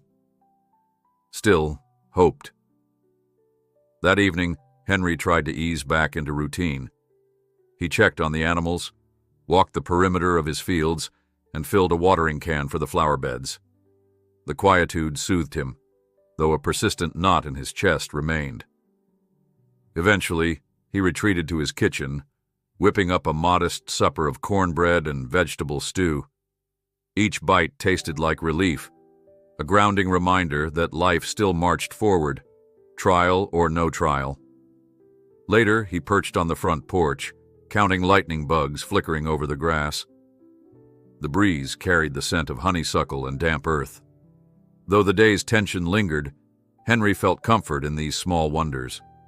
Before turning in, he whispered a prayer for Neil, hoping the boy could also glimpse some peace. He needed it too. Days passed with no immediate verdict, leaving Henry in a peculiar limbo. The orchard demanded attention, so he occupied himself with thinning fruit and mending the occasional broken branch. Mrs. Bennett's grandson, Adam, arrived each weekend as promised, a quiet but diligent helper who needed minimal direction. Grateful for the extra hands, Henry found the orchard's hush reminded him of life's gentle rhythms: blossoms, growth, harvest, rest. Late in the afternoons, he'd sit under an ancient apple tree, where dappled sunlight seemed to banish lingering shadows from his thoughts. Sometimes he'd recall Neil's letter, the edges growing soft from repeated readings. Other times he let his mind drift to new possibilities.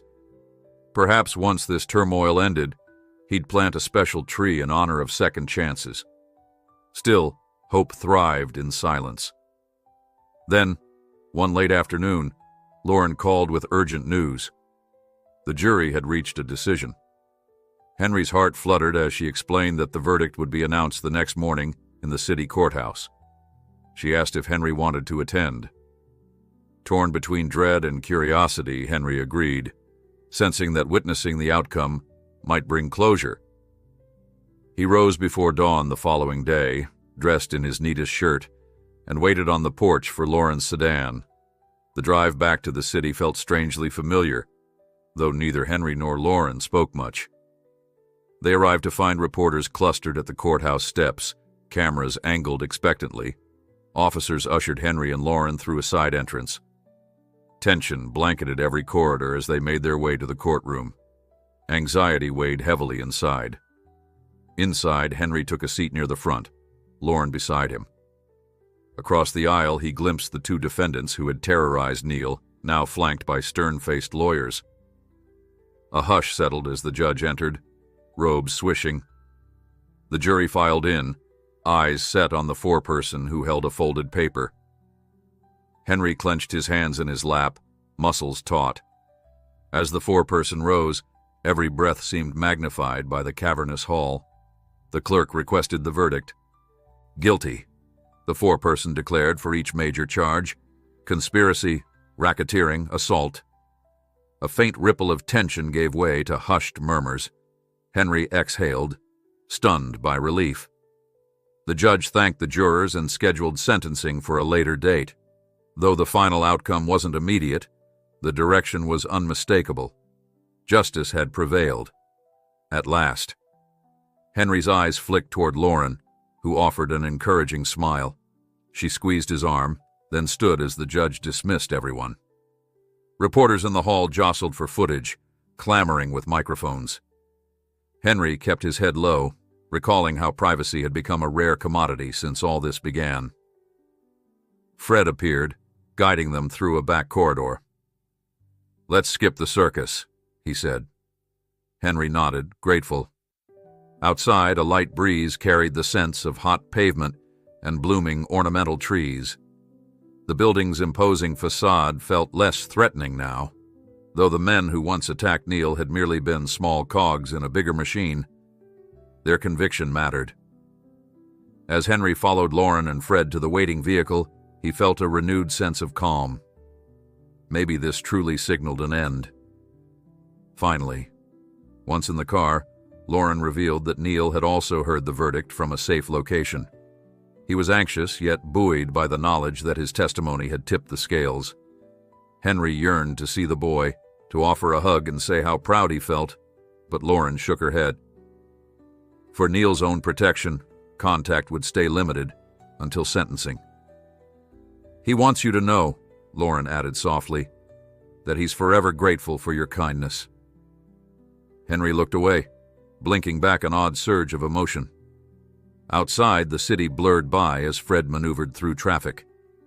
Henry pictured his farmhouse, calm and steadfast.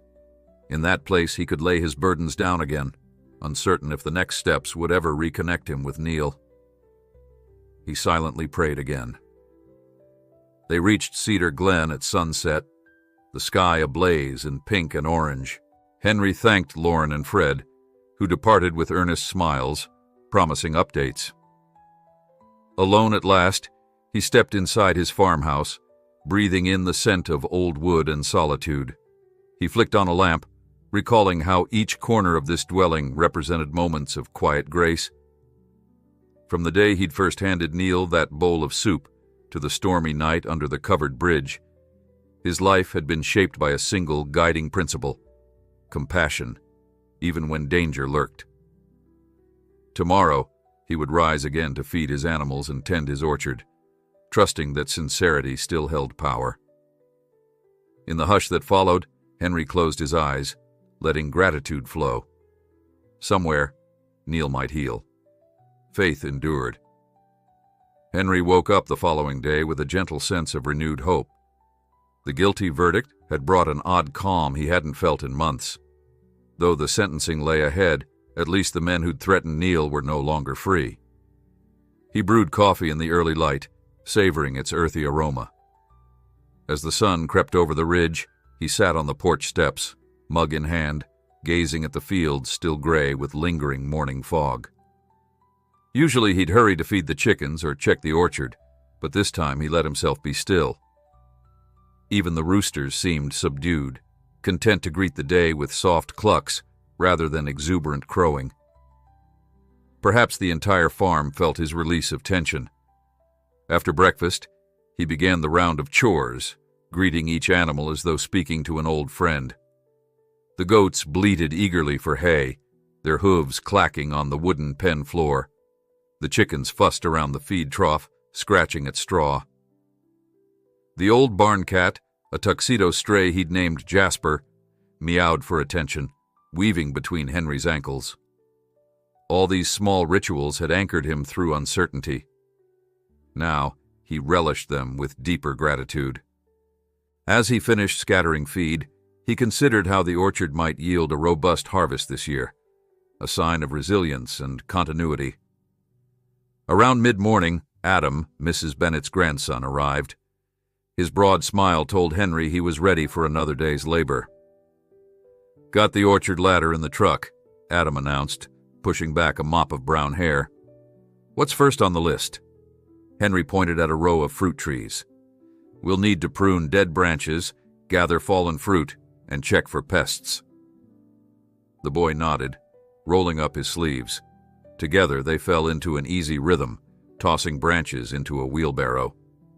In between tasks, Adam asked about the city trip and the trial. Henry offered only that justice had been served. He had no desire to sensationalize what was, for him, a hard-won peace. By noon the sun climbed high, and sweat glistened on their foreheads. Adam's chatter drifted from local gossip to talk of his future. He considered leaving town for college, but felt torn about leaving his grandmother alone. Henry listened, struck by the young man's conscientious heart. "You'll find the right path," he reassured quietly. "Sometimes you take a leap, trusting good folks to manage while you're away." Adam seemed thoughtful at that, as though hearing a nudge he hadn't voiced before. They paused for lunch under the shade of an apple tree, munching sandwiches and sipping lemonade. Bees hummed, drifting between blossoms. At such moments, Henry felt certain that simple kindness could outlast all storms. Later, Henry gave Adam the rest of the afternoon off, insisting the orchard was in good shape. "You go enjoy the day," he said, patting the boy's shoulder. With a wave of thanks, Adam drove off, dust trailing behind his pickup. Henry lingered a while, breathing in the orchard's sweet musk. Then, deciding to restock feed, he hopped in his own truck and drove toward town.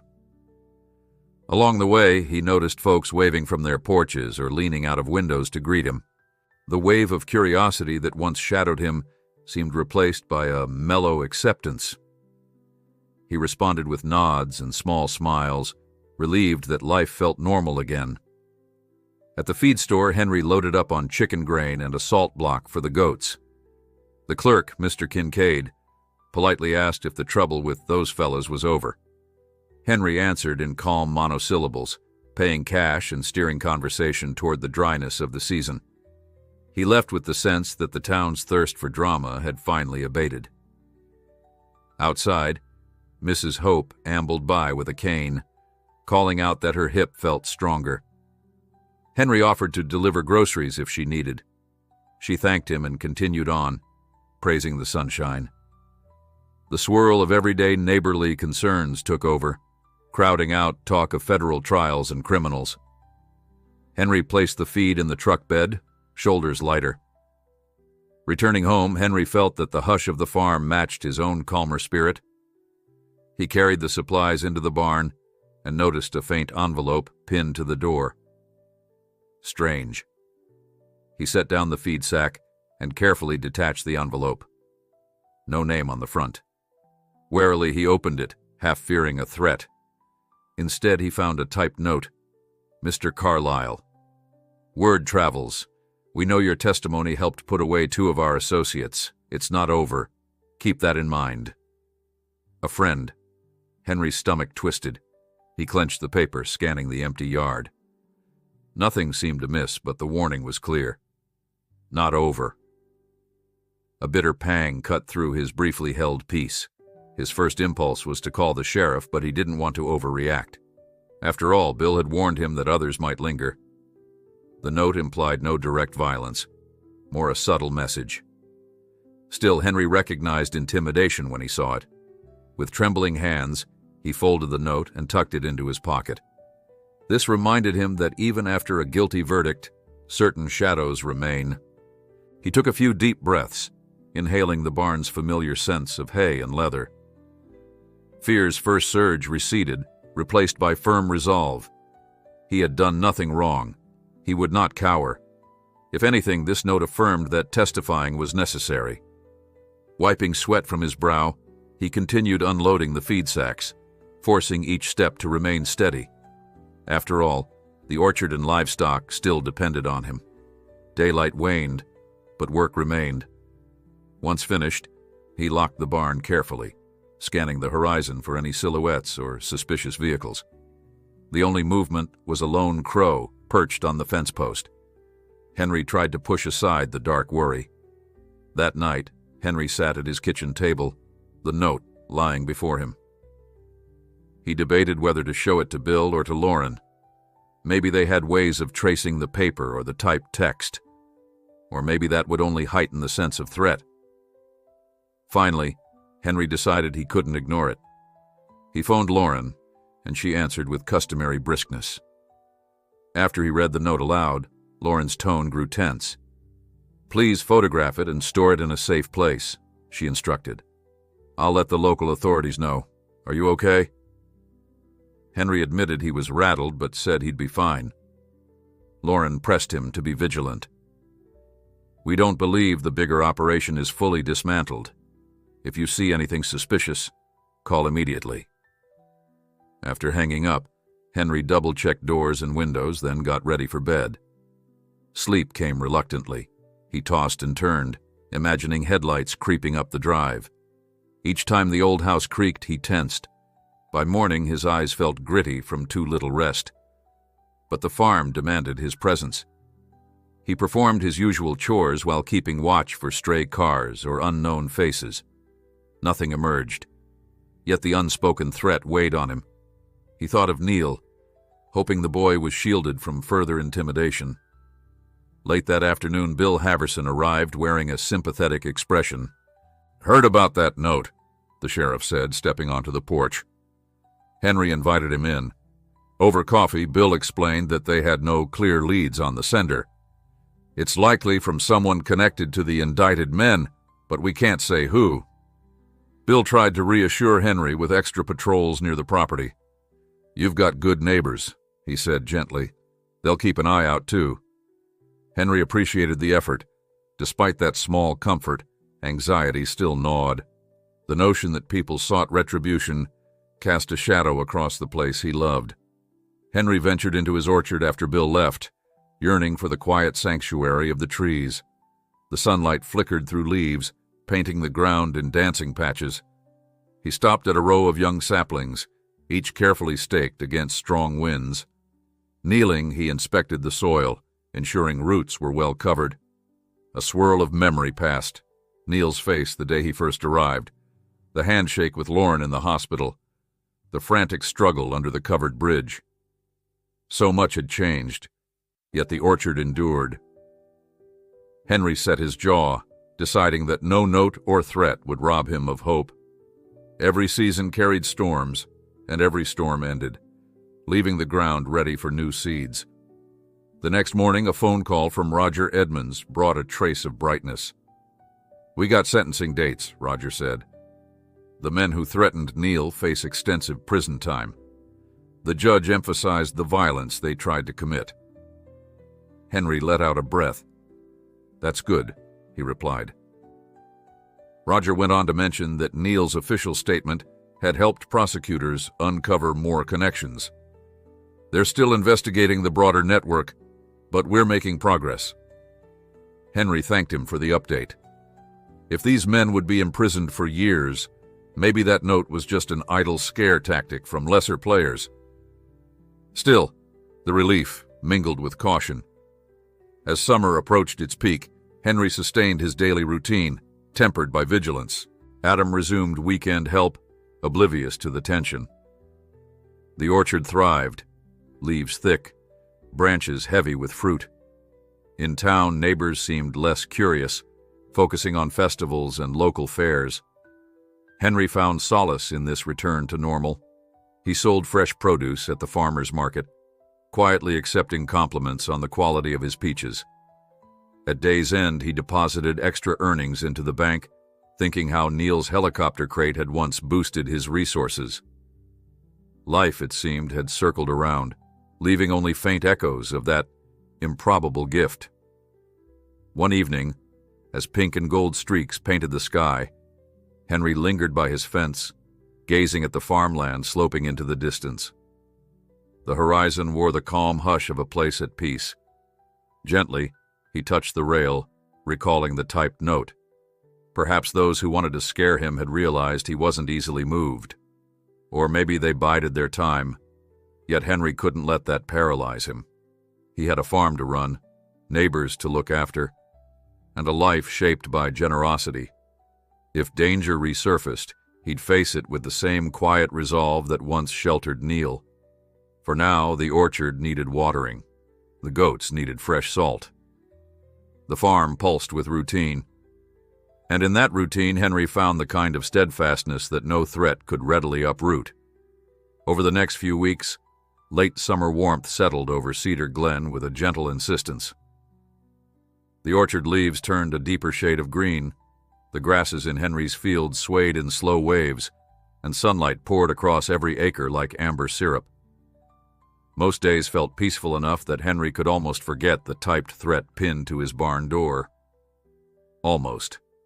While he refused to let fear consume him, he remained watchful, locking up at dusk and keeping an eye on the road for unfamiliar cars.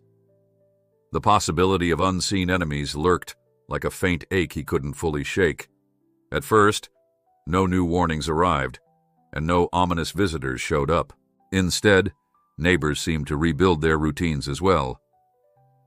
Mrs. Hope made slow but steady progress with her hip, sometimes hobbling down to Henry's fence just to exchange a wave. Mrs. Bennett's grandson, Adam, came by each weekend to help in the orchard, though he'd begun hinting that he might soon leave for a university scholarship. Henry encouraged him gently, seeing a reflection of Neil's difficult choices in the boy's excitement for a different life. If only every young person could find a path without the heartbreak Neil had faced. Whenever Henry needed an emotional anchor, he walked his orchard rows, breathing in the tang of ripening fruit. Summer nights glowed with fireflies drifting above the grass, while cicadas hummed in a steady chorus. On these walks, he often paused by a modest sapling he'd planted after the trial. It stood near the edge of the orchard, staked carefully to protect it from high winds. Though still fragile, it showed new leaves each week, reaching for the sun. Henry had planted it in honor of second chances. Sometimes he caught himself imagining Neil, safe and far away, forging a life anchored by the kindness that once saved him. One afternoon, Henry drove into town to collect feed and run errands. While stopping for fuel, he spotted the sheriff's cruiser parked at the station. Bill Haverson leaned against his car, chatting with a passerby, and waved Henry over. "No new notes or sightings, I hope?" Bill asked, wiping sweat from his brow. Henry shook his head. "Nothing so far," he said. Bill nodded, relief flickering in his eyes. "Glad to hear it. I've been poking around, but nothing suggests any immediate threat. Doesn't mean they won't try again. Just keep your guard up." Henry thanked him and drove on, telling himself that each day without incident was a blessing. That same evening, as the sun lowered behind the barn, Henry emerged onto his porch with a glass of lemonade. He'd spent the day harvesting peaches, piling them in crates for the farmer's market. His arms ached in that satisfying way that told him he'd accomplished an honest day's work. Before he could settle onto his porch chair, a faint movement along the driveway caught his attention.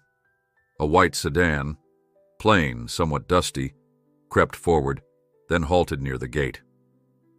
Henry stiffened. The occupant rolled down a window, raised a hand in greeting, then stepped out slowly. It was Fred Martinez, wearing casual clothes instead of his usual professional attire. He offered Henry a small, tired smile. "Hope I'm not intruding," he said, closing the sedan's door. "Wanted to catch you at home." Henry relaxed at the sight of a familiar face, though he sensed serious news behind Fred's visit. Waving him up the porch steps, Henry asked, "Is everything all right?" Fred set down a worn satchel before sinking into the spare chair. "Mostly, yes," he replied. "I've got updates on Neil. Thought you'd want to hear them in person." Henry's heart flickered. He handed Fred a glass of lemonade. "How is he?" Fred exhaled. "Safe, for now. The sentencing hearings for those 2 men you helped convict went through, and they're going away for quite a while. But it turns out the wider network is bigger than we realized. Neil's testimony is needed again, this time related to top figures we initially didn't have enough on." Fred paused, letting that sink in. Henry stared at the orchard, recalling the typed note. "So Neil's still in danger," he said quietly. Fred nodded. "Yes, he's moving between secure locations, though. We're fairly confident he's well guarded." Henry swallowed. "Is he coping?" he asked. Fred drummed his fingers on the armrest. "He's trying. He asked me to pass something along." Reaching into the satchel, Fred withdrew a sealed envelope. "It's a letter from him, written a few days ago." Heart pounding, Henry accepted it, recalling the last letter in which Neil had poured out his gratitude and fear. "Thank you," Henry murmured, tucking it against his chest. Fred gave a faint nod. "He thinks of you often. Says your farm stands for everything he wants in a future. Peace, hard work, and decency." Silence unspooled between them, broken only by cicadas starting their evening chorus. Henry felt tears prick his eyes, but he cleared his throat, pushing them back.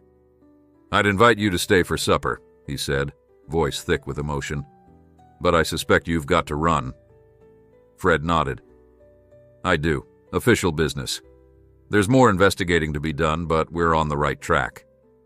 He stood, rummaging in his jacket for a business card. "If anything odd happens, or if you sense you're being followed, call me directly." "All right?" Henry promised he would. They shook hands, and Fred returned to his sedan, leaving Henry with the letter. He didn't open it right away, choosing instead to finish his chores under the orchard's fading light. He gathered the day's produce and carried it into the barn for sorting, wanting to ground himself in the tangible tasks of farm life. Only after he'd closed the barn door and fed the animals did he head inside for the evening. With the house lamps glowing softly, Henry sat at his kitchen table. His reflection hovered in the dark window beyond, a lone figure in a pool of light. Carefully, he tore the envelope and unfolded Neil's handwritten message. "Henry, I'm still safe thanks to everything you did for me. Sometimes I close my eyes and picture your orchard, the quiet fields, and how it felt to be treated like I was worth something. That memory gives me courage. The work here isn't done. The investigators say my testimony can help nail even bigger criminals. Part of me is terrified. Part of me wants to do what's right. I remember you standing in front of that gun, refusing to abandon me. If you could be that brave, maybe I can too. When this is over, however it ends, I dream of starting fresh somewhere, I have no illusions about the difficulty, but I keep thinking about the day you shared that soup. You said, "Sometimes a meal does more good than a locked door." It's like my guiding principle now. Kindness before fear. Thank you for reminding me that a single act can change a whole story. I hope your orchard is thriving. I wish I could help you harvest, but maybe in another time or another life, I will. Neil Henry folded the letter with trembling hands. He gazed around his humble kitchen, remembering how Neil once sat at this very table, gulping soup and apologizing through tears. In that moment, Henry felt a profound sense of awe at how far the boy had come. From a desperate soul who saw no way out to someone determined to testify against dangerous criminals. Henry's own life had changed too, revealing corners of cruelty and hope he never imagined. Folding the letter, he placed it gently in the same drawer as the first one. Then he let himself sit in the hush, reliving each phrase that spoke of courage and kindness. Days and nights continued to roll by. Summer lulled into a sweltering August, the orchard weighed down by fruit that demanded harvesting. With Adam's help, Henry filled crate after crate of peaches, pears, and early apples, transporting them to the farmer's market in town. Each evening, he returned home dusty, sweaty, and deeply satisfied by honest labor. Although the typed threat remained lodged in his memory, no new signs of trouble appeared. The black SUVs stayed away. Sheriff Bill occasionally patrolled the back roads but reported no suspicious activity. Meanwhile, Henry kept in touch with Lauren and Fred, who assured him that Neil's situation was stable. The criminals behind the broader ring were scattered, some under active pursuit, others lying low. Each day Neil spent in protective custody gave investigators more time to piece together an airtight case. Henry clung to that knowledge like a lifeline, believing the boy might one day walk freely again, unencumbered by fear or guilt. Sometimes Henry revisited the orchard's edge to water the new sapling, letting the repetitive motion of pouring water calm his mind. In that slender trunk and tender leaves, he saw a reflection of Neil's tentative future, fragile but pushing skyward, determined to live. By mid-August, the orchard's busiest harvest passed, leaving Henry with a sense of accomplishment and a pleasant tiredness in his bones. One warm evening, as he was tidying his kitchen after supper, the phone rang. The sound jolted him. Few folks called after dark. He picked up hesitantly. To his relief, it was Lauren. "Henry," she said, voice subdued. "We got word that the bigger operations leaders might be on the move. They know about Neil's extended testimony." Henry's stomach clenched. "Does this change anything for me?" he asked. Lauren paused. "We're not certain, but I wanted you to be aware. If they realize how significant your support for Neil was, they might see you as part of the chain that brought them down. I'm requesting local law enforcement to double-check your area." Hanging up, Henry couldn't help but feel the orchard air had suddenly grown heavier. He went outside, scanning the perimeter under the moonlit sky. The old oak tree cast long shadows across the gravel drive. The barn stood silent, except for an owl perched in its rafters. Straining his ears, Henry caught only the distant chirp of crickets. Anxiety swirled, yet he resolved not to let intimidation define him. If trouble appeared, he'd face it. The orchard would not become a place of fear. Still, a knot coiled in his gut. That night, Henry barely slept. Each rustle beyond his window set his heart pounding.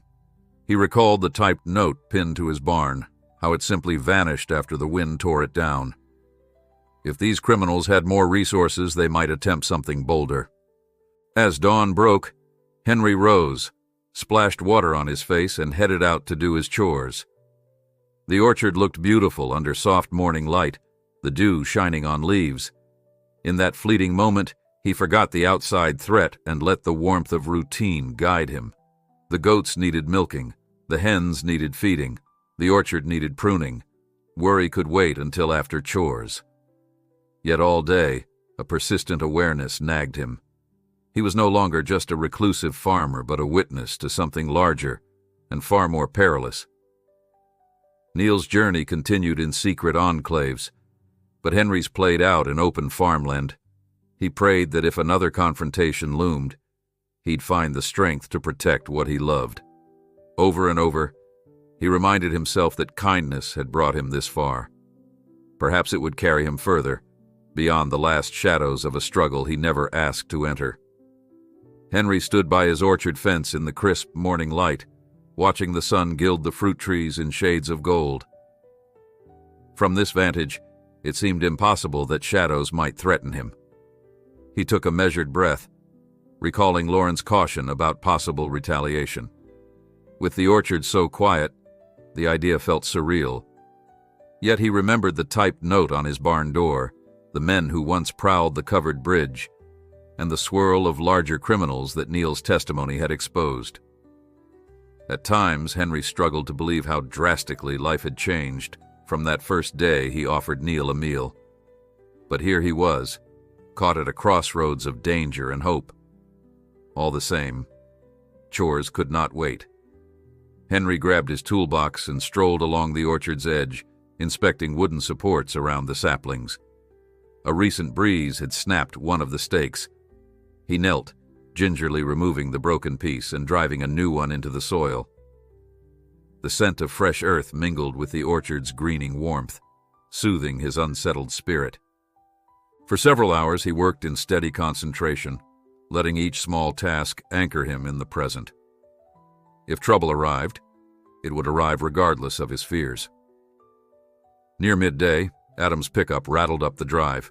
He hopped out, wearing a ball cap and scuffed sneakers. "Got time to help with the orchard?" Henry called from between the rows. "Sure," Adam said, jogging over. "Grandma's well enough that I figured I'd lend a hand."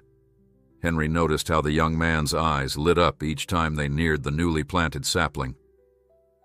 After an hour of hauling branches, Adam paused there, peering at the slender trunk. "This tree's looking stronger," he observed, pressing a gentle hand against its bark. Henry nodded. It's amazing how quickly new growth takes hold if you protect it from storms and give it steady water. He couldn't help but think of Neil, forging his own path under the watchful shelter of witness protection. They finished trimming low-hanging branches on the older apple trees, pausing briefly for water. Heat shimmered across the orchard. "My college acceptance letter came in," Adam said abruptly, setting his bottle on a stump. "I start in late August." Henry felt a swell of pride tinged with a small ache. Another departure. "That's great news. Where at?" Adam named a nearby university, explaining it was 2 hours away. "Close enough to visit Grandma on weekends, but far enough to explore on my own," he added. Henry recalled being Adam's age, uncertain but hopeful, just as Neil once seemed before fate hurled him into danger. Smiling, Henry patted Adam's shoulder. "You'll do well. Keep that kind spirit of yours no matter where you go." They resumed work until late afternoon, sweat beading on their foreheads. By the time Adam left, Henry's orchard felt tidier, the paths cleared of fallen branches and debris. Watching the boy drive off, Henry felt the orchard's hush deepen. He decided to head inside, longing for a cool shower. But a flicker of movement near the main road made him pause. Squinting, he saw a dark sedan slowing to a crawl, then rolling past. The windows were tinted, making it impossible to see who sat inside. A chill prickled across Henry's neck. Could it be a lost traveler or a watchful threat? The sedan continued on, disappearing around a bend, but Henry's unease remained. After a quick shower, he found himself glancing out windows every few minutes. No vehicles appeared. By dusk, he tried to relax on the porch with a mug of tea. The cicadas sang a loud, buzzing chorus, merging with the gentle croaks of tree frogs. Twilight painted the orchard in soft mauves and grays.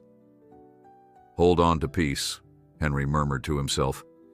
If the criminals tested him, he would stand firm. He sipped his tea until the stars emerged, then locked up and turned in for the night. Not long after he'd drifted into sleep, a muffled thud woke him. Henry bolted upright in the darkness, heart pounding. The house lay still, the usual creaks absent. Again a soft sound carried from outside, like something scraping against wood. Henry fumbled for his robe and slippers, flipping on the porch light from inside. Nothing on the porch.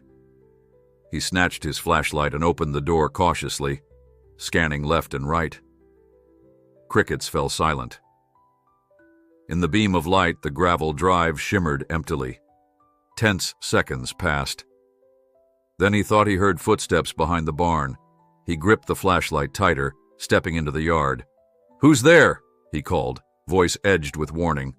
No answer, just the whisper of wind through orchard leaves. He forced himself forward, circling behind the barn. The full moon illuminated the orchard enough to see the outlines of trees. His flashlight raked the ground.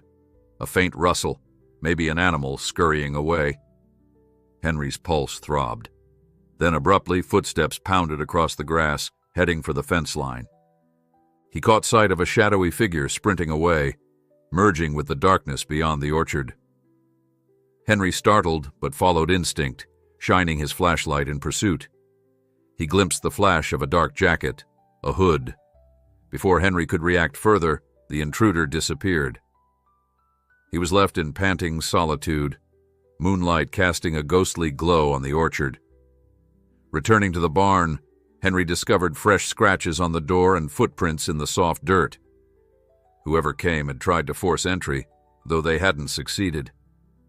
Anger flared within him. This land was his home, his sanctuary, and these intruders threatened it like wolves at the pen door. Shaking, Henry checked the barn's interior. Nothing was missing, though a couple crates were displaced as if rummaged. The typed note replayed in his thoughts. "It's not over." So they were testing him, possibly searching for evidence, maybe hoping to find a clue about Neil. He inhaled slowly, controlling his tremors. Then he locked the barn again and went inside to call Sheriff Bill. Bill arrived within 20 minutes, uniform rumpled, eyes heavy with concern. He examined the footprints and scuff marks. "Could be a random thief," Bill muttered, though his tone said he doubted it. "Or an associate of the folks we locked up trying to scare you." Henry wrapped his arms around himself. "Feels like the latter." Bill sighed, retrieving a camera from his cruiser. He snapped photos, scanning the orchard's perimeter with a flashlight. "We'll increase patrols," Bill said, handing Henry a pen. "Write down everything you heard or saw." Henry obeyed. By the time Bill finished, the stars had begun to fade into pre-dawn gray. "Try to catch some rest," Bill advised gently before heading off. But Henry doubted sleep would return. With the barn locked up and the house secured, Henry brewed a pot of coffee to ward off exhaustion. The sun rose, revealing a new day weighed by old tensions. He forced himself to remain functional, feeding the animals while stifling yawns. As he spread hay in the goat pen, Adam's voice echoed in Henry's memory about college plans, and he pictured how easily a bright future could be tainted by lurking threats. Neil, too, had been just a boy with potential before criminals ensnared him. The orchard's hush felt more like a vigil now, each leaf waiting for a sign that the danger might pass. That afternoon, Bill called with an update. No solid leads on who broke in, but footprints matched generic sneaker treads. Nothing special. Henry thanked him and hung up, pressing a weary hand to his forehead. It took real effort not to let dread consume him. Yet, as the day wore on, he found small moments of beauty that staved off despair. A robin nesting under the barn eaves, orchard fruit glimmering in the sun, a gentle breeze carrying the fragrance of clover. In these fleeting wonders, Henry sensed a resilience no intruder could fully tarnish. He decided to focus on something productive, harvesting a fresh batch of peaches to donate to the local seniors center. Loading crates into his pickup, Henry set off down the dusty lane. The orchard receded in his mirrors, replaced by open farmland. Despite the tension at home, he resolved to carry on generosity. At the seniors center, Staff members greeted him warmly, praising the sweet-smelling peaches as he dropped them off in the kitchen. An elderly woman insisted on hugging Henry for brightening her day. That embrace refilled his spirit. Maybe the orchard's bounty could counter the ugliness beyond its borders. Driving home near sunset, Henry spotted a figure walking the roadside. Slowing, he recognized Adam's grandma, her cane tapping the ground. He pulled over, offering a lift. She thanked him, climbing into the cab with a weary smile. "These old legs aren't what they used to be," she said, catching her breath. As they drove toward her place, conversation turned to Adam's upcoming move. "I'm so proud, but I'll miss him," she admitted. "He's been my rock." Henry nodded, wanting to share that he too had known the ache of seeing someone find a path that might lead them away. But words failed. He simply patted her hand. They parted with quiet warmth once he dropped her off, each grateful for the other's presence in the community. Arriving back at the farm, Henry parked and scanned the property with cautious eyes. The barn door appeared untouched. He hopped out, tension still present. He walked to the orchard's edge, letting the hush envelop him, studying the horizon as dusk fell. Within the orchard, his second-chance sapling swayed gently, leaves shimmering in final rays. He brushed a palm over its trunk, marveling at how something so young could endure breezes, storms, and the unknown. The tree bent, but didn't break. Reflecting on that, Henry felt a surge of resolve to bend, not break, under the pressure of hidden enemies. Even if more break-ins followed or threats reappeared, he would not abandon the orchard, nor the kindness that had guided his choices from the start.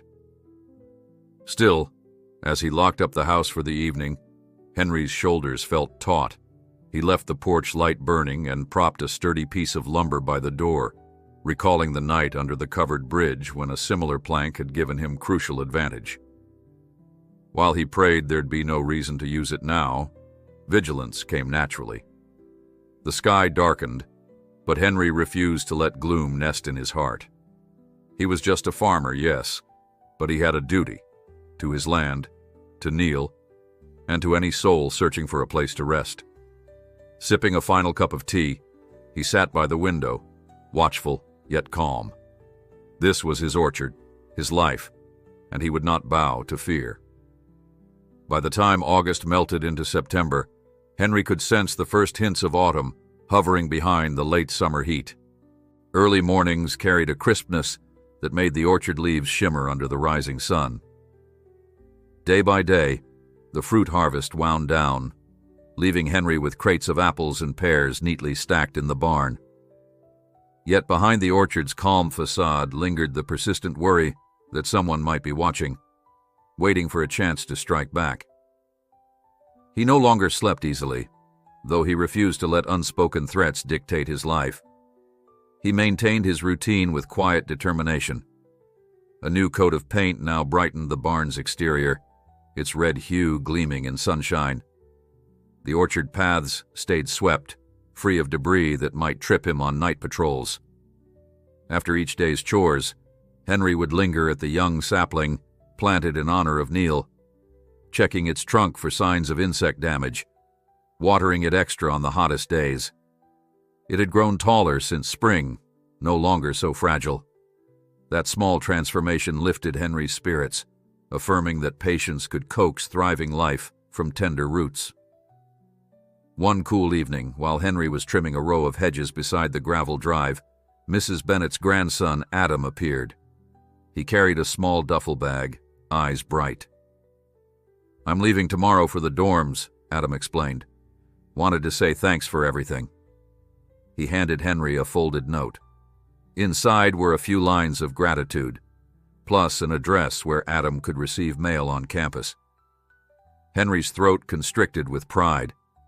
He'd known Adam only a short time, but he felt the tug of paternal concern for the boy's journey. "Anytime you need a quiet place on weekends," Henry said gently, "the orchard's always here." Adam hugged him in an impulsive burst of affection, then departed, promising to visit. In the hush that followed, Henry realized that while one chapter of life was closing for Adam, something new was opening. Perhaps the orchard truly was a sanctuary for those at a crossroads. The next morning arrived cloaked in swirling fog. Henry woke early, stepped outside, and paused to admire how tendrils of mist wreathed the barn like ghostly ribbons. Part of him felt relief. No sign of further prowlers. The footprints from last month's attempted break-in had faded from the soil, replaced by fresh tracks from livestock or random wildlife. He might have allowed hope to flourish, had not a mild restlessness coiled within him. The phone rang around mid-morning, jarring him from half-finished chores. Sheriff Bill Haverson's voice crackled over the line. "Got some interesting news," Bill said. "Might want to meet at the station." An hour later, Henry stood in Bill's cramped office, the scent of old coffee and file cabinets reminding him of how small-town law enforcement operated. Bill rubbed his jaw, then handed Henry a single sheet of paper. "We pulled an abandoned sedan from a ravine near the highway. Traces of mud matched your orchard's soil composition. Found a partial registration inside, no one around.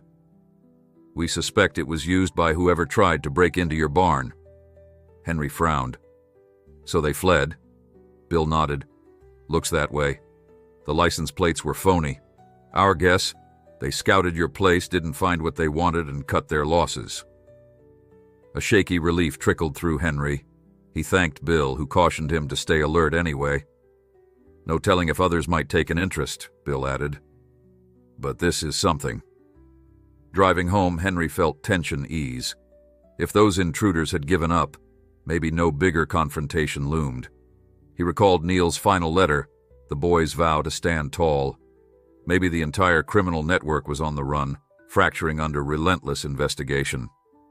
Could it be, Henry dared wonder, that the orchard's hush could remain unbroken from here on? Days slipped into weeks. As September progressed, the orchard leaves began showing flecks of yellow and red, a reminder that nothing stayed static. Mornings turned crisp enough that Henry needed a jacket to gather eggs or check the goats. He spent afternoons raking fallen leaves, inhaling the earthy scent of decay that preceded winter's dormant hush. One weekend, he sold the last large batch of pears at the farmer's market, exchanging pleasantries with townsfolk who seemed to have all but forgotten the drama from earlier in the summer. No black SUVs had been spotted in ages, no typed notes pinned to the barn. Life felt dangerously close to normal. One quiet Sunday, after a long day pruning the orchard, Henry sat on his porch with a mug of tea. The air tasted of apples and approaching dusk. He found himself reflecting on Neil, wanting to know if the boy still had to hide in secret locations, or if progress against the criminal ring had loosened those chains. Just as Henry contemplated calling Lauren for an update, the phone inside chirped. He hurried to answer, half expecting a neighbor. But Lauren's voice greeted him instead. "Henry, I've got surprising news," she said, sounding breathless. "Neil's official testimony concluded last week. Key arrests followed, big players indicted. He's about to move into a final phase of witness relocation, and he insisted, on seeing you first." Henry's pulse skipped. "He's allowed that?" Lauren chuckled softly. "Given all he's done, the prosecutors granted a request for a brief farewell meeting before he relocates. No details on his new life, obviously, but he wants to say goodbye in person. You up for it?" Henry's eyes burned. "Yes," he answered, voice hoarse. "Absolutely." Lauren named a date 2 days away, at a discreet location near the county line. Henry wrote it down, hands trembling. "Thank you," he murmured. "Truly." The following 48 hours crawled by. Henry kept busy, mending a weathered fence post, checking orchard irrigation lines, making a grocery run. Beneath it all, excitement and fear wove together. He longed to see Neil, yet worried what final goodbyes might entail. On the appointed morning, Henry donned his best button-up shirt and drove out with the sunrise, following the instructions Lauren had provided. The sky glowed a pale blue, dotted with feathery clouds. As he navigated the back roads, farmland yielded to wooded hills. Finally, he spotted a small diner perched off a nearly empty highway, an unassuming place that few travelers would notice. Pulling in, Henry parked near a dark sedan he recognized as Lauren's. He stepped out, scanning the lot with wary eyes. Inside, the diner smelled of sizzling bacon and fresh coffee. Lauren waved from a corner booth where Fred Martinez nursed a mug. Seated beside them, shoulders hunched, was Neil. The boy looked older than Henry remembered. Tension etched around his eyes, posture wary. Yet when Neil caught sight of Henry, a wide grin broke across his face.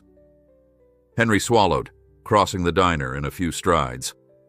"Hi there, son," he greeted softly. Neil stood, wincing slightly from old injuries, then wrapped Henry in a careful embrace. For a moment, neither spoke, letting the hum of the diner's ceiling fan fill the silence. They settled into the booth. Fred offered Henry a coffee. Lauren scanned the parking lot through the window, ever watchful. Neil cleared his throat. "I only have a short window," he explained, voice steady but tinted with gratitude. "After this, I'm gone. For real. New name, new everything, but I had to see you." Henry nodded, feeling the weight of unspoken words. Neil went on to describe how, after testifying, he'd aided investigators in tracing hidden accounts. "They think the ring is effectively dismantled. People who targeted me are behind bars or fleeing." He paused, eyes searching Henry's face. "I'm just sorry it cost you your peace. All those threats." Henry rested a hand on Neil's arm. "Don't apologize. You turned your life around. I'd do it all again." Neil's expression wavered between tears and relief. Fred softly cleared his throat, glancing at his phone. "We have about 15 minutes before the next escort arrives," he said. Neil nodded, turning back to Henry. "I want you to have something." He pulled a folded piece of paper from his jacket. Unfolding it, revealed a photograph. Neil, standing amid farmland, a shy smile on his face. "That's me at a safe house orchard. It's not as nice as yours, but it reminded me of the day you saved me. I wanted you to see I'm okay." Henry studied the image, heart swelling. The orchard in the background looked younger, smaller, but alive with possibility. He looked up at Neil, who tried to smile around trembling lips. "Keep it," Neil said. "If you ever doubt whether kindness matters, just remember that boy who lived because you shared a meal." Henry nodded, placing the photo carefully in his shirt pocket. "Thank you. I'll treasure it." In his mind, he saw the orchard he'd tended all these years, each branch shaped by storms and sun, like a life shaped by struggles and grace. Minutes later, a text on Fred's phone signaled that Neil's escort had arrived. Neil stood, swallowed hard, and clasped Henry's hands. "You gave me hope," he murmured. "I won't forget." Henry squeezed gently. "You remember who you are inside. That matters more than any new name." Neil blinked back tears, nodded, then pulled Henry into one final hug. Lauren stepped forward, touching Henry's shoulder. "We'll see him through safely," she promised. Then Neil shouldered a small duffel bag and followed Fred out a side door. In a swirl of hushed goodbyes, he vanished into the bright morning. Henry sank back into the booth, gazing at the spot where Neil had stood. The diner's background chatter felt distant, overshadowed by an ache of farewell. Lauren patted his arm, her eyes kind. "He'll be all right," she said softly. "He's come too far to turn back now." Henry managed a nod. He finished the last of his coffee, left money on the table, and stepped outside with Lauren. She promised to stay in touch if any final details arose, then parted ways. Alone, Henry climbed into his pickup and headed down the highway, the sun shining on farmland all around. Driving back to Cedar Glen, Henry realized that he felt oddly at ease. Danger might still lurk in corners, but the core threat to Neil had been dismantled. Life would move on, and though he might never see Neil again, their bond endured. He passed fields shimmering with the first touches of autumn, smiled at a pair of deer grazing near a fence, and allowed a quiet sense of closure to bloom.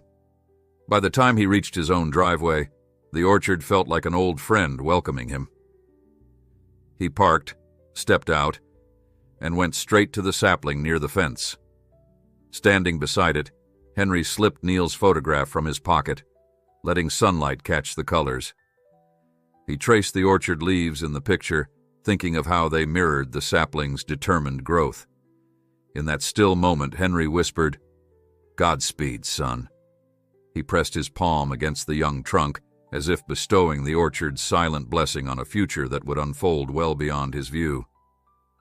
Then he trudged into the barn to resume his work. The orchard waited for no man's sorrow or triumph. It grew in steadfast cycles. And though Henry felt the tug of loss, he also felt renewed faith in the power of simple kindness. He recalled the day Neil first arrived with a crowbar, how fear almost overshadowed compassion, and how that one choice changed 2 lives. If storms came again, Henry vowed, he would meet them the same way, with open hands and unyielding resolve. In that promise he found peace,